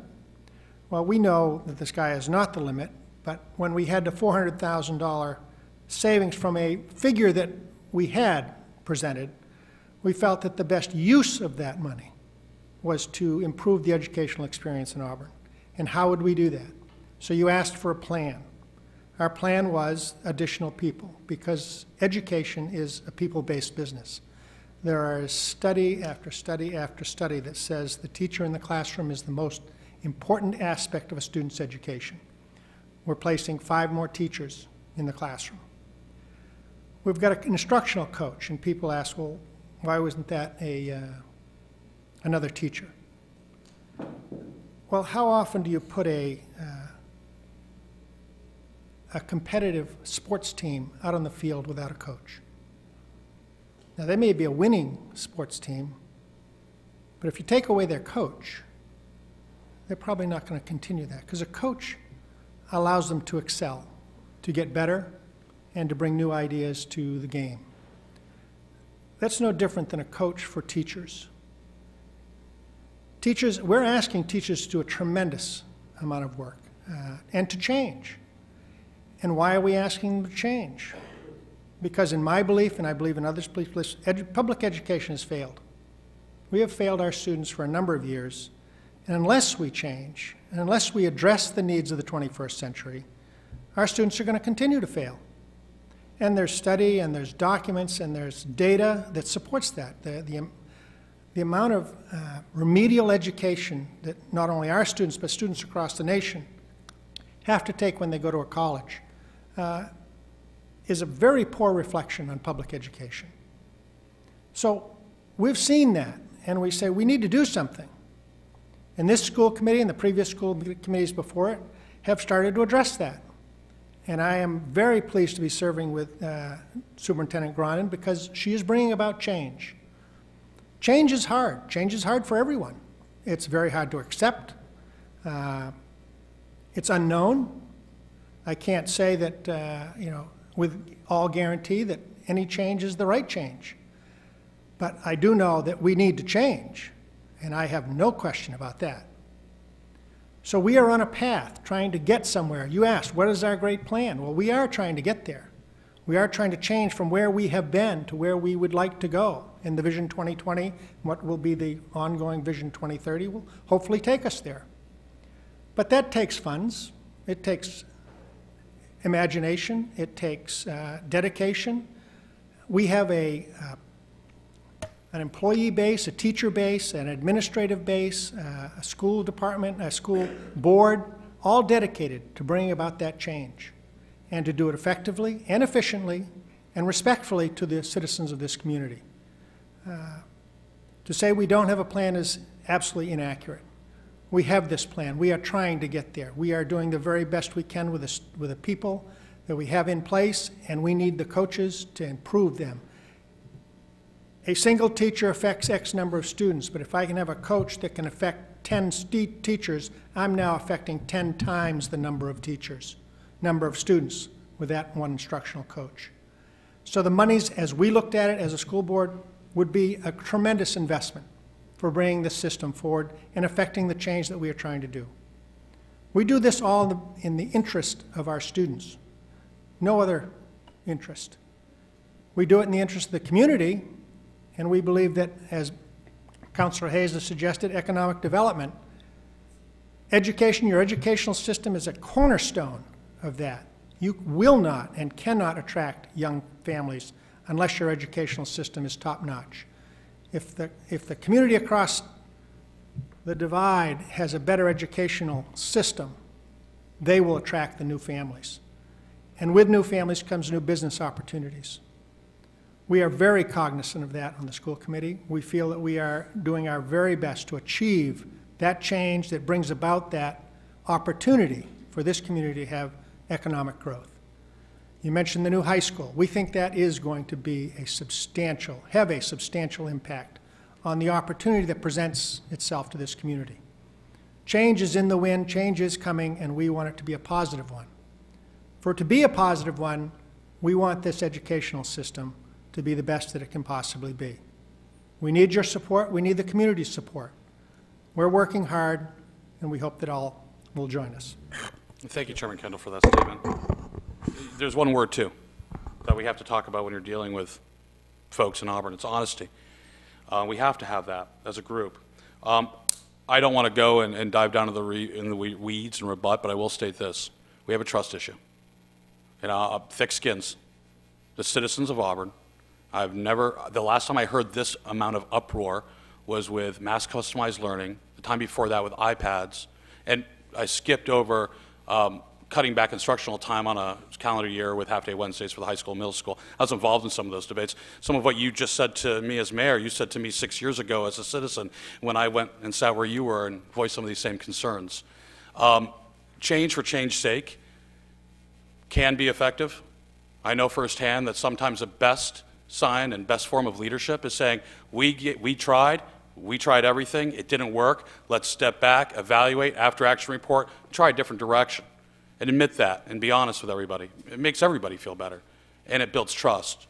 We have to balance this as a council, responsibilities to our children, responsibilities to you as a school committee, to a school administration, and to the citizens of Auburn.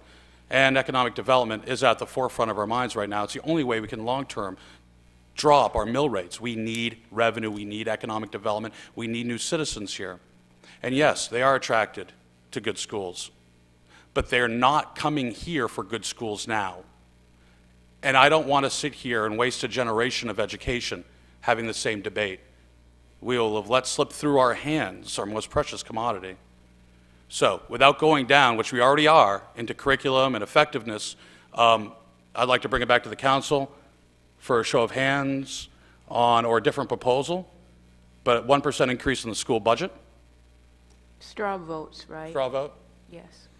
Any quick comments on this? Any other recommendations? we're building consensus, but it could be one, could be two. Wait, Bob Manili would like to say something. Hold on. Bob, please. I'll save you money, I don't think I need a microphone. It sounded pretty good, Bob. What you were talking about, a one-time savings in health insurance, I think we should also talk about what the increase would be without the school buses, for which we're going to be reimbursed for next year. So that will not have an ongoing effect into the budget. The state is going to reimburse us for these school buses, which I think I heard is $595,000. So if we took that $595,000 out of the increase, what would that affect the mill rate? It would be significantly less, I think. And again, I don't want, we want to try to give directive, and School Committeeman McNeely, thank you very much for that. We want to give you some directive here and build some consensus and let you come back based upon our comments. And I will step back and say thank you very much. This is not an easy thing, easy task for anyone to do, and no one should ever diminish that on the city side or the school side. And fundamentally, it's difficult. Budgets at the home level or at the business level or on the city level, they're challenging. So with that said, is there any comments on this before we talk and hold a straw vote and give some direction to the school committee? Councilor Lasagna? Thank you, Mr. Mayor. I don't feel that I can, even in a straw vote, make an informed decision about this right now. I think there are a lot of things that have been sort of surfaced and thrown around that I need to think about. I think one of the problems has maybe been the process as much as the product that we're looking at in terms of here we are, and I understand, I think it's an important thing that you've said about why are you doing this, what is your justification? Well, that should be a part of our process, and that hasn't happened. And being new here, I don't know why. I think probably we get pushed, and you guys get pushed in terms of having to vote at certain times and get things before the voters and before the council. So I'm just going to say I don't feel that I know enough to be able to determine one way or another how I feel about this. Any comments? I just want to Any other recommendations or suggestions? Right. Well, one of the things that I talked about before, and I know you know that I've talked about this prior, the 5 new positions have significantly reduced class sizes. Nothing more powerful than a teacher in a classroom. And a teacher, and what's more powerful than that is a teacher in a classroom with reduced sizes. And as we look at the whole thing, if we can't have the whole thing, to me, the fact that we have 5 teachers in the classroom is big. But on top of that, you're asking for 5 more positions, plus one of the positions has been turned into a GT position, so you've transferred one of those positions to a gifted and talented, so you're in essence creating yet another position, right? I'm sorry, that was confusing. Yeah, that's We what it sounded currently like. have 3 instructional coaches. Right. In the first proposal, it was 2.5 because half of one of the coaches was going to be GT. On this proposal, there's 1 instructional coach. So now, instead of 2.5, there'll be 3.5. Okay. I didn't mean for that to be confusing. But for me, I'm thinking in terms of building blocks, Right. and not, that's a lot of positions to ask in one given year. Not that they're not important, but it's a lot to ask in one given year. But my preference would be, at this point, you've got 5 extra teachers. You've got lower class sizes. You know, to me, that's pretty powerful. So I just ask you to consider that. Councilor Titus? Thank you. I just wanted to make my comment again about when you have a windfall, you've already got a budget decided, it works, and then something comes up. And I made this argument, every biennium will have a problem because we never know what we're going to get for state funding until the last minute, so we have to build a budget. And then my argument when that did happen was that we shouldn't be spending it. We've already got our budget set up. It should go for this particular year for local tax relief. And it's the same with a savings in health insurance. It's unusual. I'm looking at the city side. We're seeing a 9% increase in employee benefits. I mean, it depends on who you've got. I work with the sewer and water department. They had a tremendous increase in their health care this year. So next year, what's going to happen? If we've already spent the money and it's in the budget for now till we put in 5 or 4 positions, whatever we spend the money on, we can't take it back. And if there's anything that we've learned, it's like the stock market or worse, that number's going to go up and down like a yo-yo. And I think irresponsible to spend money that's kind of like here today but gone tomorrow. It always makes me nervous when we get state funding and we get all committed, and then the state is dictating to us now next year, well, you're not going to get that same 2 million, we're only going to do 1.5 million. So then we take an insurance increase. Now we got $1 million swing next year because we spent it all this year. And I know that some are going to say, yeah, but you know, that means a 0% increase. That's not fair. We should get an increase because the local levy should be, there should be more skin in the game with the local citizen. But that's just not how it worked this time. And I just think that it would be a bad thing to do, to spend all that money this year, hoping that the same thing happens next year. And the bigger picture, too, and we'll have this conversation with City Manager Creighton, as well as if we can show that our property taxes for the city of Auburn are not increasing dramatically, but are manageable, we provide financial security this year. You look at the rest of the state of Maine, especially southern Maine, some of these municipalities are going to hit 10% increases in property tax. Auburn's becoming, you may not feel like it, Auburn's becoming much more competitive around New England, and this is a good thing. We have to encourage it so we can gain some of the fruits of that activity next year and the year after, and actually have even more money from a wider swath of sources to educate our children and fill our potholes. Is there any other comments before we put this up to a straw vote? And if you don't feel comfortable voting on this, we do need to provide some direction. Councilor Gary. Thank you, Mr. Mayor.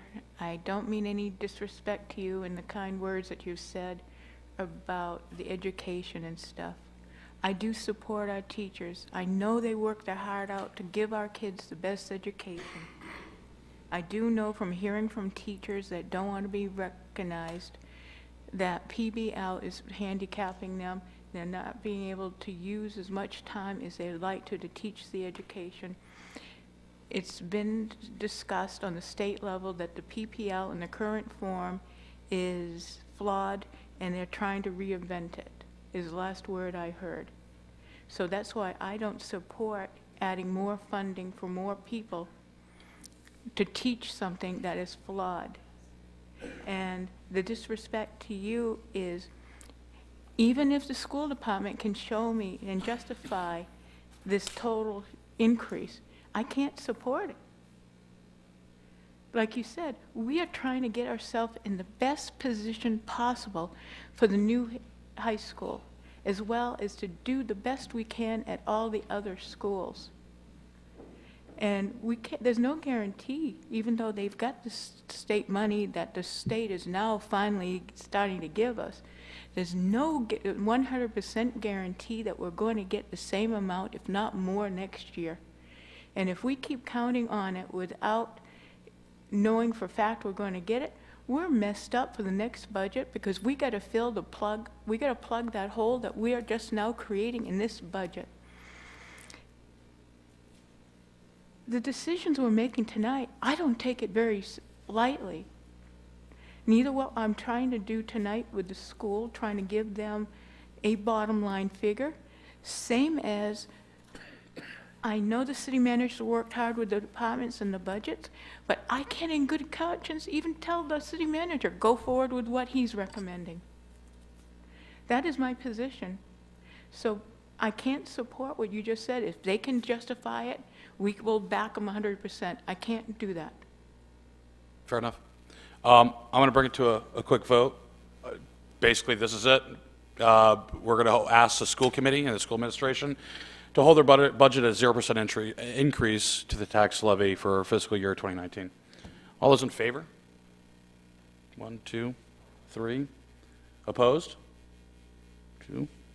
Abstain? That's it. Straw vote. It's close. And I think, and let me, I think there's I think we're all middle close. I think we're all close here. I will extend this without, blurring lines. If you want our help and our assistance in any type of workshop or something to kind of look through the budget and again, to help, we want to facilitate whatever that looks like. I don't know. Okay, but we're here. We all have a mutual goal. Okay, and again, I think we're very, very, very close. So I applaud you for all the work you've done so far, and we look forward to seeing the updated budget. I'm going to take just a 3-minute stretch break here. Then we're going to have City Manager Creighton come in. We want to talk about the municipal budget.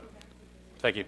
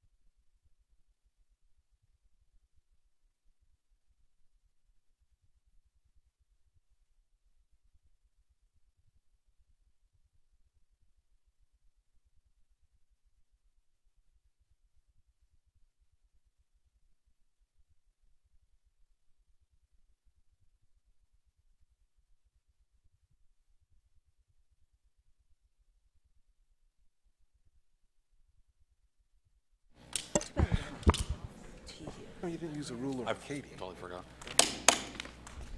Thank you for coming back. We will now have City Manager Creighton. We're going to do Q&A on the municipal side of the budget.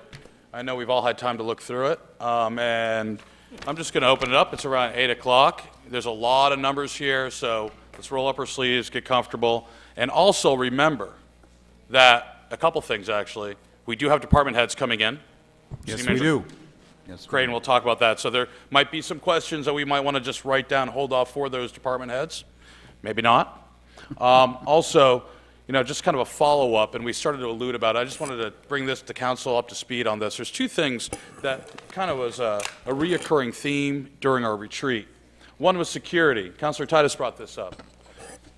Financial security, security of self, security of place. And there's also opportunities. Opportunity for education, opportunity for recreation, opportunity to build or start a business. And with keeping those in mind, and how do we best serve kind of that vision, and by no means is it complete, but it's kind of a working concept. So let's think about that and ask some great questions. With that, I'm going to turn it over to City Manager Creighton with any comments or thoughts. Well, I do have some thoughts, and let me start with this. And I think you're all aware of this, but I just want to underscore it. In terms of the expenditure increase for the city and the schools expenditure increase is over $2.2 million with this budget. They're fortunate to have revenues coming in to be able to help pay for most of that, leaving them with $380,498 increase as the net increase. The city's expenditure increase is $1,694,950, so about $600,000 less than the schools. I'm pointing that out because I do think that the department directors and their teams, when they put the budget request together that they did, when we reviewed it with my budget team, we really looked at, as the mayor would say, the value that we're getting from this. And there are some fixed costs here, which I talked about during the budget presentation earlier, in terms of wages and salaries, in terms of benefits, in terms of debt service, that add up to over $1.3 million by themselves. So there's been a lot of work done on this. I would encourage you to, as I know you will, listen to what the department directors have to say over the next few weeks. Ask the questions that you need to ask. Please give them the consideration that I know you will before you make up your minds about what you think should be done with the municipal budget. Happy to try and answer any questions you might have, or Before we go into the questions, and let's do that, could you just give everybody just a quick update again? I know we've gone through it, but just a schedule of events, what's going to happen between now and the end of the process? If you have that, I don't want to put you on the spot, but I think it's important for. I don't have the schedule in front of me. I don't know if Denise or Jill have the schedule in front of them. Actually, Jody sent out an update today in terms of the schedule. I'll read it off if you want. Mr. Mayor, there's mine.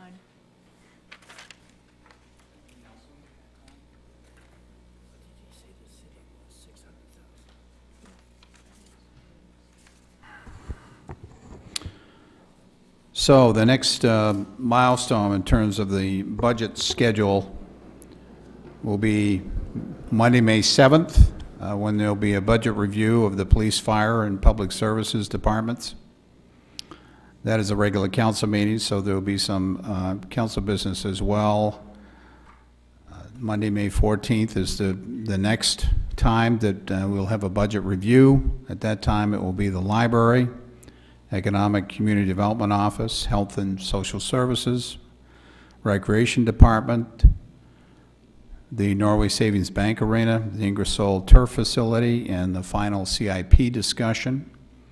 Then on May 21st, there will be a review of the intergovernmental agencies with LA 911, the airport, LATC, as well as LA Museum, LA Arts, Androscoggin County Government, and then the adoption of the 5-year CIP plan. And then May 24th, there'll be a budget review of the other departments, including the city clerk's office, HR, Human Resources Office, IT, facilities, city manager's office, and finance. And then on May 29th, there'll be a budget review for any departments not reviewed on May 24th, followed by discussion. Then June 4th, there'll be the first reading on the appropriation resolve and the CIP bonding, and then June 28th will be the second reading on the appropriation resolve and the CIP. Seems like a long ways off, but it'll be here before you know it. Good. Now, thank you very much for that update. I'll turn it over to the council for any questions, comments. Councilor Young, we'll start off with you on this side. Excuse me, nothing at this time. Councilor Lasagna. Thank you, Mr. Mayor. Nothing at this time. Keep on going. We're on a roll. No, I guess I still go back to debt service. I guess I do have a question there, and I think you're right. If we look at education operation, we're talking almost a $4 million increase. And it's offset by showing a decrease in debt service of 1.6 million. But numbers don't seem to agree, different documents. Well, there's been some discrepancies tonight. I'd be the first to say that in terms of the tax increase for the schools because of that. The issue, I think, was over the additional money that we received last year on the school subsidy. Jill, do you want to comment?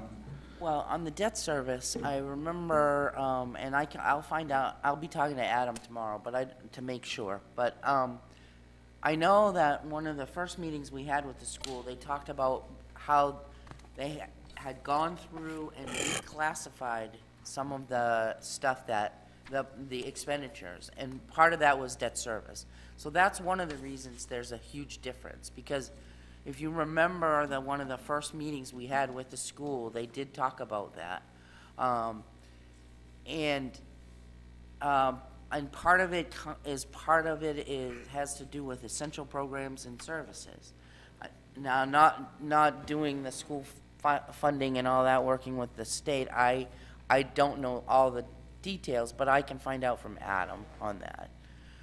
The other difference that Adam and I figured out when we went to my office tonight was when we did the tax commitment last year, we reduced the school got like 1.2 plus million from the state extra that we found out July 1st. The city reduced it by 120, like almost 128,000. So we only credited the school with receiving 1.1 million. They're showing that they got the whole thing. So that's why our numbers are different. They're saying their tax rate last year was less than what we're saying. Therefore, their increase this year is more than what we're saying ours is. Okay? So and the way the tax commitment was done is our way. And Adam understands what I told him, I said, that's how the tax commitment was filed last year. And then after all of that, there was some discussion about the city giving a credit to all the taxpayers, 10,000 taxpayers, for that $128,000. Remember that. Well, that's what that is. But I will sit down with him tomorrow and see what if I can get a better detail on the difference between the debt service from what we had last year. And they changed last year's numbers to match the way they're doing it this year. I know that. But it's different eyes. This year, Adam is looking at it, and he looks at it, I think, he went through all of those line items, I know, and is trying to classify things the way they're supposed to be classified. Praised him for that. Yeah. So does the RKO, group that did your Audit? audit, did they know that this is dubbed up on one end and mixed up on the other end, or what? It's more has to do with the state and their funding, I believe. You know, their total numbers are they're looking at the total numbers. The total numbers are the same. They were just in different categories. So the total bottom line of the budget is the same on the city side as it was on the school side. It's just the way it was classified. I have to go back to what the mayor said. The trust is almost unbelievable. If you think the public can trust what the school department brings forward after you talk about the numbers that are all screwed up that we don't even understand, without you sitting down another 2 or 3 hours talking to somebody to get it straightened out. It's that way every year, not just 1 year, every year it's that way. It's been that way for the last 4 or 5 years. We've either had the wrong taxes sent out to the people, or we doubled the amount of taxes, or we lost the amount of taxes, and the school department didn't do this. It's just crazy. So you sit here and ask us to trust what is being said and given to us from them and their budget. It can't be done, and it never will be unless you get a whole different group of people to work that system. Ms. Eastman, thank you very much for that explanation. Actually starting to resonate a little bit. Is there any other, Councilor Hayes, I'm done. You. Yes, thank you. Councilor Titus. Thank you. You were gone for 1 week, and I totally forgot. I was You only gone existed. for 1 week. I felt that I was gone a month. We When talked I to- got we- home, we I talked felt to you. like, wow. We talked to you while you were gone. Just been in a different world for a month. But I have a question first, Jill. I was looking at the audit, and one of the things I noticed in that fiscal 17 was that we had an increase in revenues, a surplus in revenues of about $1 million. Now, do you see something like that happening in the year we're in right now? No, I don't, because like I told you when we met in that meeting, and because of the issue we had with fund balance a few years ago, Right. it started, and we've been working at trying to reduce the use of fund balance to reduce the property taxes. Trying to prepare ahead. I was very conservative in FY17 in my budget estimates for revenues, Okay. especially on the excise tax, in preparation for having to reduce the use of fund balance by $825,000 in FY18, and trying not to take one big hit of all of that money. I budgeted less estimated excise tax revenue than what we collected, of about $400,000. So that $400,000, when we budgeted in FY18, I added that to the budget estimate, which helped us a lot. But now this year, we're only at about 60 or 70,000 more In excise tax. in excise tax, So overall, not 'cause- 400,000. And there were other categories here too, license and permit and that kind of stuff. There were more categories that led up to that $1 million too. You don't see any surpluses there, or? I think building permits, we're gonna have a little bit, but those excise tax, revenue sharing, property taxes are the three biggies. Those make up, probably 80% of our revenue or more. True. All right, well, what I just wanted to answer that question, just because I didn't have too many questions except a point that I wanted to make. And that we had surpluses in that year, maybe not going to happen this year. We also had certain accounts where we didn't spend what was appropriated for the year in that same year, that I think was around 600,000, 590,000. So when I add those two up, that's $1.6 million in surplus, one way or the other, either in revenue. And I know that part of that, a lot of that went to help with our fund balance, and it was one of the goals that we had, was to reduce that, or increase that fund balance, get it to where it needs to be. So, I mean, I'm thankful for that. But going to our next budget, seeing a 4.86% increase in the tax levy, I'm looking forward to finding ways to narrow that down and lower that amount. And if we're over budgeting in certain areas or under budgeting in certain areas, I certainly would want to get a feel for that, because I think this is the year we shouldn't be doing that if we're looking at a 4.86% increase in the levy. We did get notified from the state on revenue sharing, and we already took that into account and increased the estimated revenue there, and it was 180,000 more that we're going to get from the state. That's So nice. And that's adjusted for in here. That's This why is all it reflected. went down here. to 3.4. Yeah. From, because what were we at, 3.9, I think, when we talked. 3.77 or something like that, but I guess the comment that I would make in terms of discussion with Jill, Councilor Titus, about where we're going to finish the end of this year, we do, with this particular budget that's being proposed to you, we still have money in there that we're using from fund balance to help balance out the budget. And that happens every year, but some of that 1.6, whatever, any Right. surplus goes to do that, and I understand that. Right. And Yeah. hopefully, over the next couple of years, we're going to be able to reduce that substantially, if not eliminate it. That's just a quick yes or no Eliminate. question. When we started the fund balance road that we were going down, did we ever budget for the fund balance? Did we ever say we need to budget 300,000 this year to go to the fund balance? Was it ever in the budget, or was we just going to take money from any surpluses? Did we ever have actually a We line never item? budgeted. We never had a line item for? No, we did not. We, Okay. I mean, every year, by charter, we have to budget the emergency reserve account. That part of it, but as far as increasing the fund balance, we No, never we did. did not budget. I thought we did the first specific- year or no, something, no? Oh, No. okay. So I guess getting back to my only other comments that I wanted to make was, I certainly would like to see it under 3, closer to 2% budget, Mr. Manager. But that's really what I'd like to see.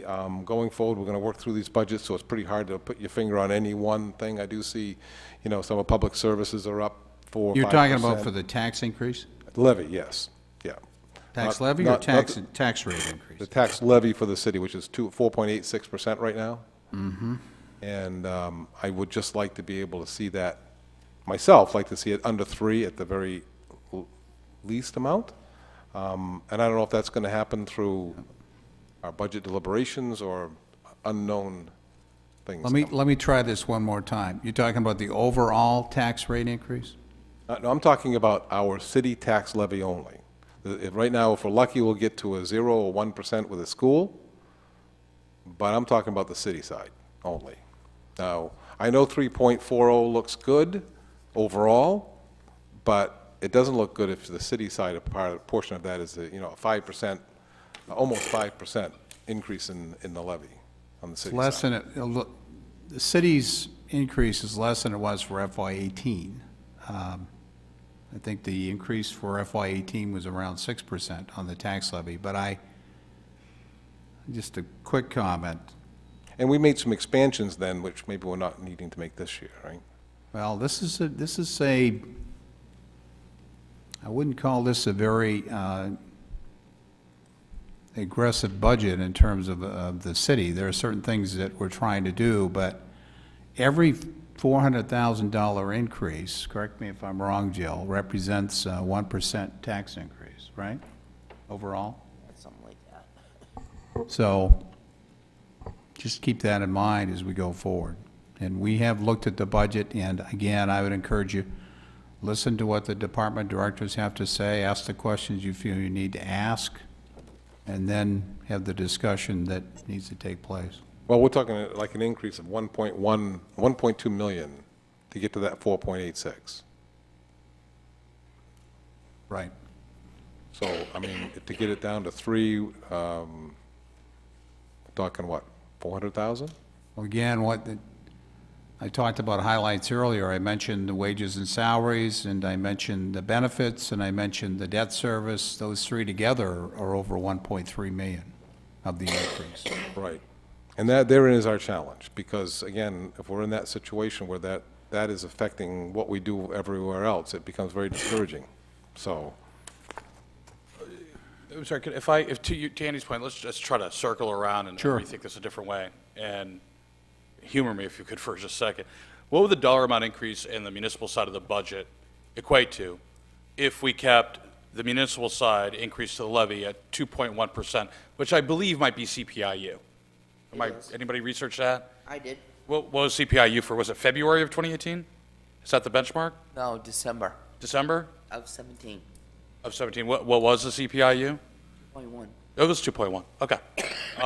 So 2.1%. That was a good guess. So just hypothetical thinking. What would that dollar amount increase be to equate to a 2.1% or lower, 2.1% increase on the municipal side? You're talking about having to cut over $800,000 in order to get from where we are now to 2.1% on the tax levy for the municipality, if that's what you're asking. It would be $800,000 cut? Over 800,000, right?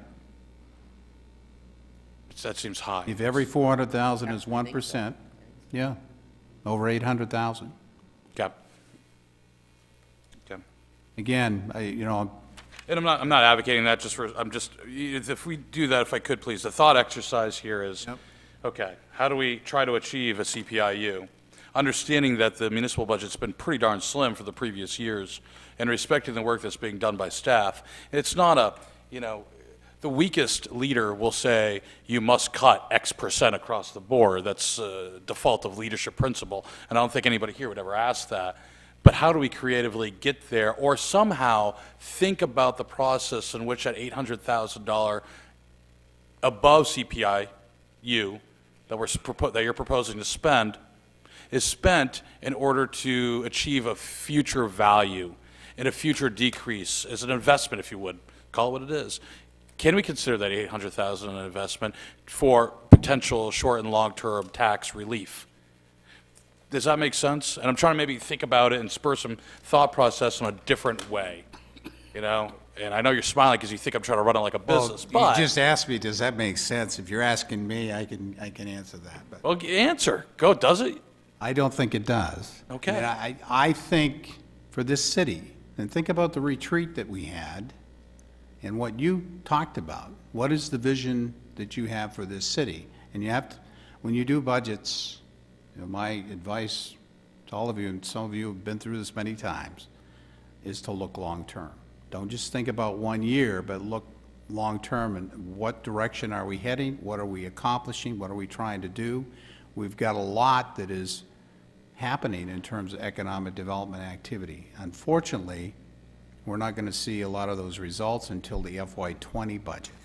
But there's a reason why that's happening. We're headed in a positive direction. There are a lot of things that are happening now that I think are important to the city. And I would caution we need to keep moving forward in that direction. Now, we need a reasonable budget. I happen to think this is a fiscally responsible budget, but I also appreciate your role and that you're going to ask the questions that you need to ask. And in the end, you're going to vote on the budget.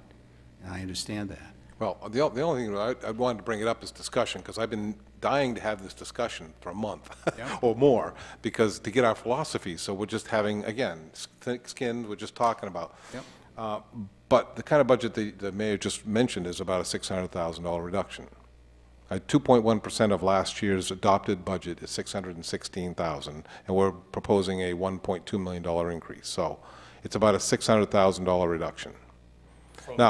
From the proposed. Okay, but I go back and I see public safety, 4.45% increase, and I see, because intergovernmental, 5.12%. Is that it? I mean, has that to do with LA 911 maybe, or some other stuff? But I see a lot of places that really, we can't get to the 4.86 because these areas are, fiscal services 5.83% on your presentation piece. So that's why we're at the 4.86, is those areas. We'll have to look at the budgets, see if there's anything that we can see as a council. We can't micromanage, but maybe something will come up. But my goal would be to get it more in line that way if possible, but we haven't seen all the details, so I can't obviously say what I think we should do. I just think as a philosophy, if we can get it lower, we should. Absolutely. there's any way to do it. And I hate to have just year-over-year 5% increases in our maintenance budgets. So hopefully we'll see that this, if it is going to be 4.86%, it shows value for that money invested and not just year-over-year maintenance budgets. Yes, I say something? Absolutely. I think taking from something that I've learned from you, Mr. Mayor, is this whole return on investment. And we can decide to cut so that our bottom line equals X. But what's the return on investment if we do cut something? Not just in the year, but in looking ahead. So you need to look at both sides of it, not only the bottom line and the taxes, but what's the return on investment if we put... Positive or negative.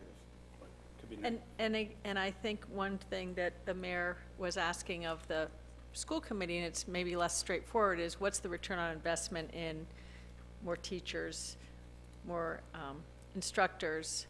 What's the return on investment? It might be easier to look at that, and that's how I'm trying to look at the budget. So that you can't just say this has got to be the bottom line. Right. You'll hear that through the presentations, and that's my point, is we'll hear more.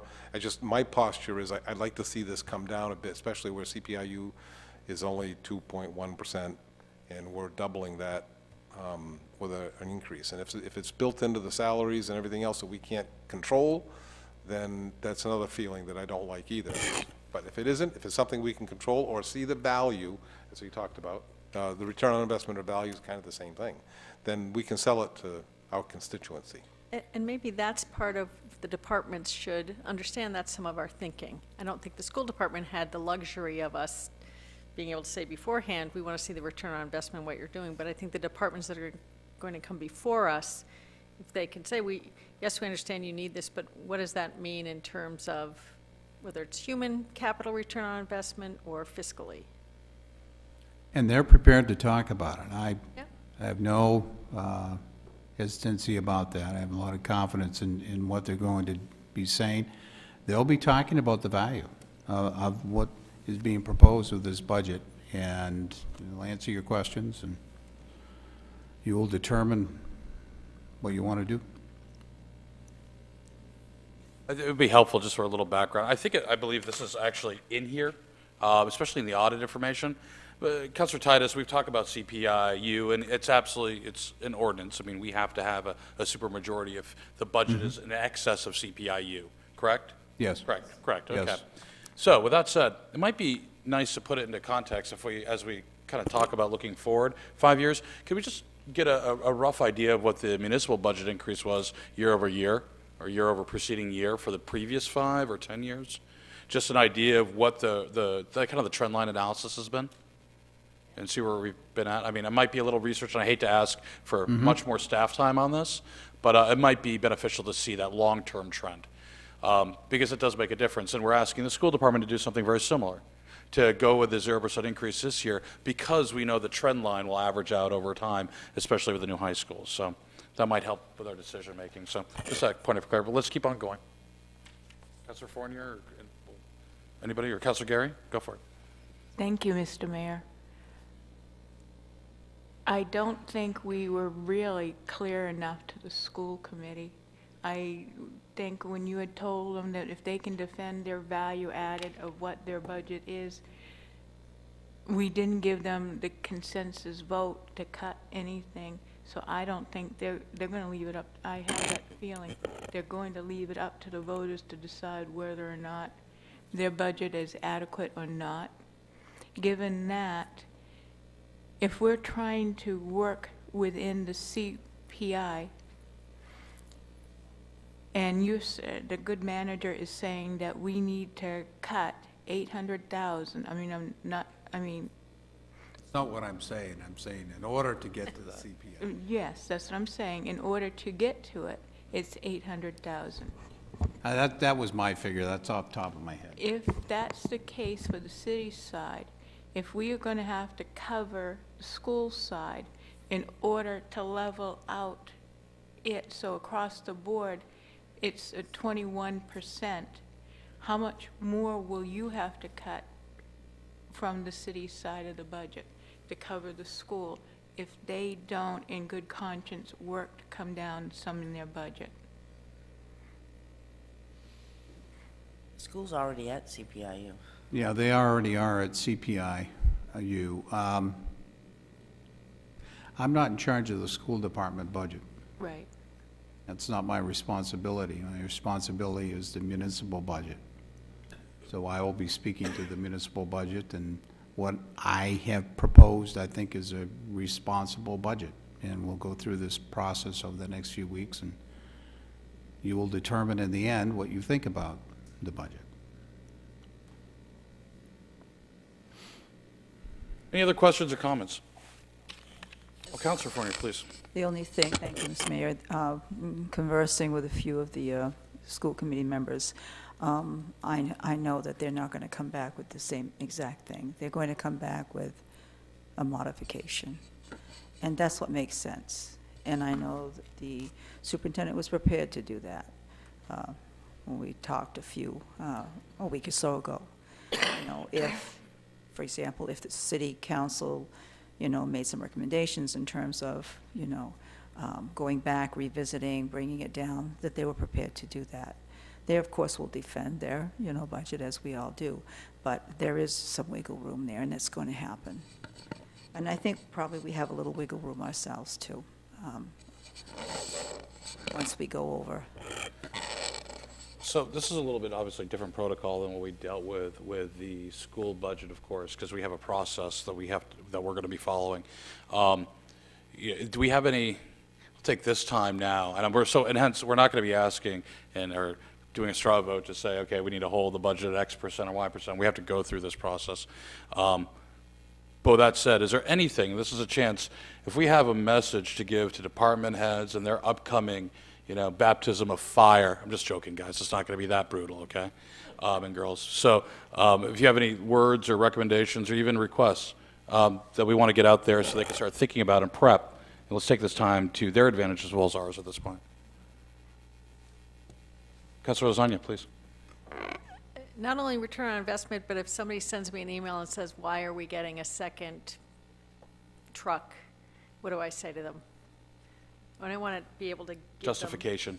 Them, yeah, and whether I say we need it or don't need it, I want to be able to give them the detail in a way that people can hear and understand. Councilor Fournier. I'll ditto that too. When I've constructed budgets in the past in education and plus at the county level, we did have, you know, justifications on the right. We refined it to that point after a few years, and it worked very well because when that was there, there's the justification. I would give some words of advice to them in terms of when they're presenting, you know, is there anything on here that you can live without? You know, categorize it. This is a must. It's a need that we have to have, or this would be nice to have, or we can probably leave it out. So if there's anything like that in there, you know, just attaching that value on each one. I think we could probably open that up to line items, if it's not in the operational budget, the CIP as well, and discuss that if there is, because, I mean, hey, $10,000 is $10,000 wherever it comes from, and you're either paying short-term or long-term. Any other comments or, you know, to department heads and staff in preparation for this? Oh, down at the end. I'm sorry. Oh, Councilor Hayes? Sorry. I guess, you know, we talk of return on investment. That's kind of anticipating we're going to make an investment, spend the money. But I guess we have to look at the other side of that too. What is the cost of not making an expenditure in the long term? Because I think that's where we've caught ourselves over the years, that we haven't maintained, or, you know, we've made capital investments, roads, sewer, water, whatever. But if those aren't maintained over time, putting a certain percentage towards maintenance, it costs more to upgrade and bring it back to its original in the future. I think we see that particularly with roads. You know, we overlay, we keep overlaying, but at some point in time, and I think we've seen the graph in the past, the road will decline, then all of a sudden it's a waterfall. It drops off. To bring that back, it's very costly. So I think we have to look at both sides. Any more comments? Mr. Mayor? Walker? Or Councilor Gary? Yeah, My only, I guess, gig in this whole thing is I want to see our fire department chief come forward, tell us where the savings are going to be from the firemen that we hired. We hired 3 firemen and 1 gentleman to run the 911 or whatever, not 911, but the EMS. EMS. I want to know where and what did that do to help on this overtime? And I think you're asking for too much to be put into that overtime in the budget to bring it up to whatever number you said, 50,000 or whatever. So I think a lot of us felt that hiring the 3 men would offset more of that overtime than what we are seeing at this point. Councilor Gary? Thank you, Mr. Mayor.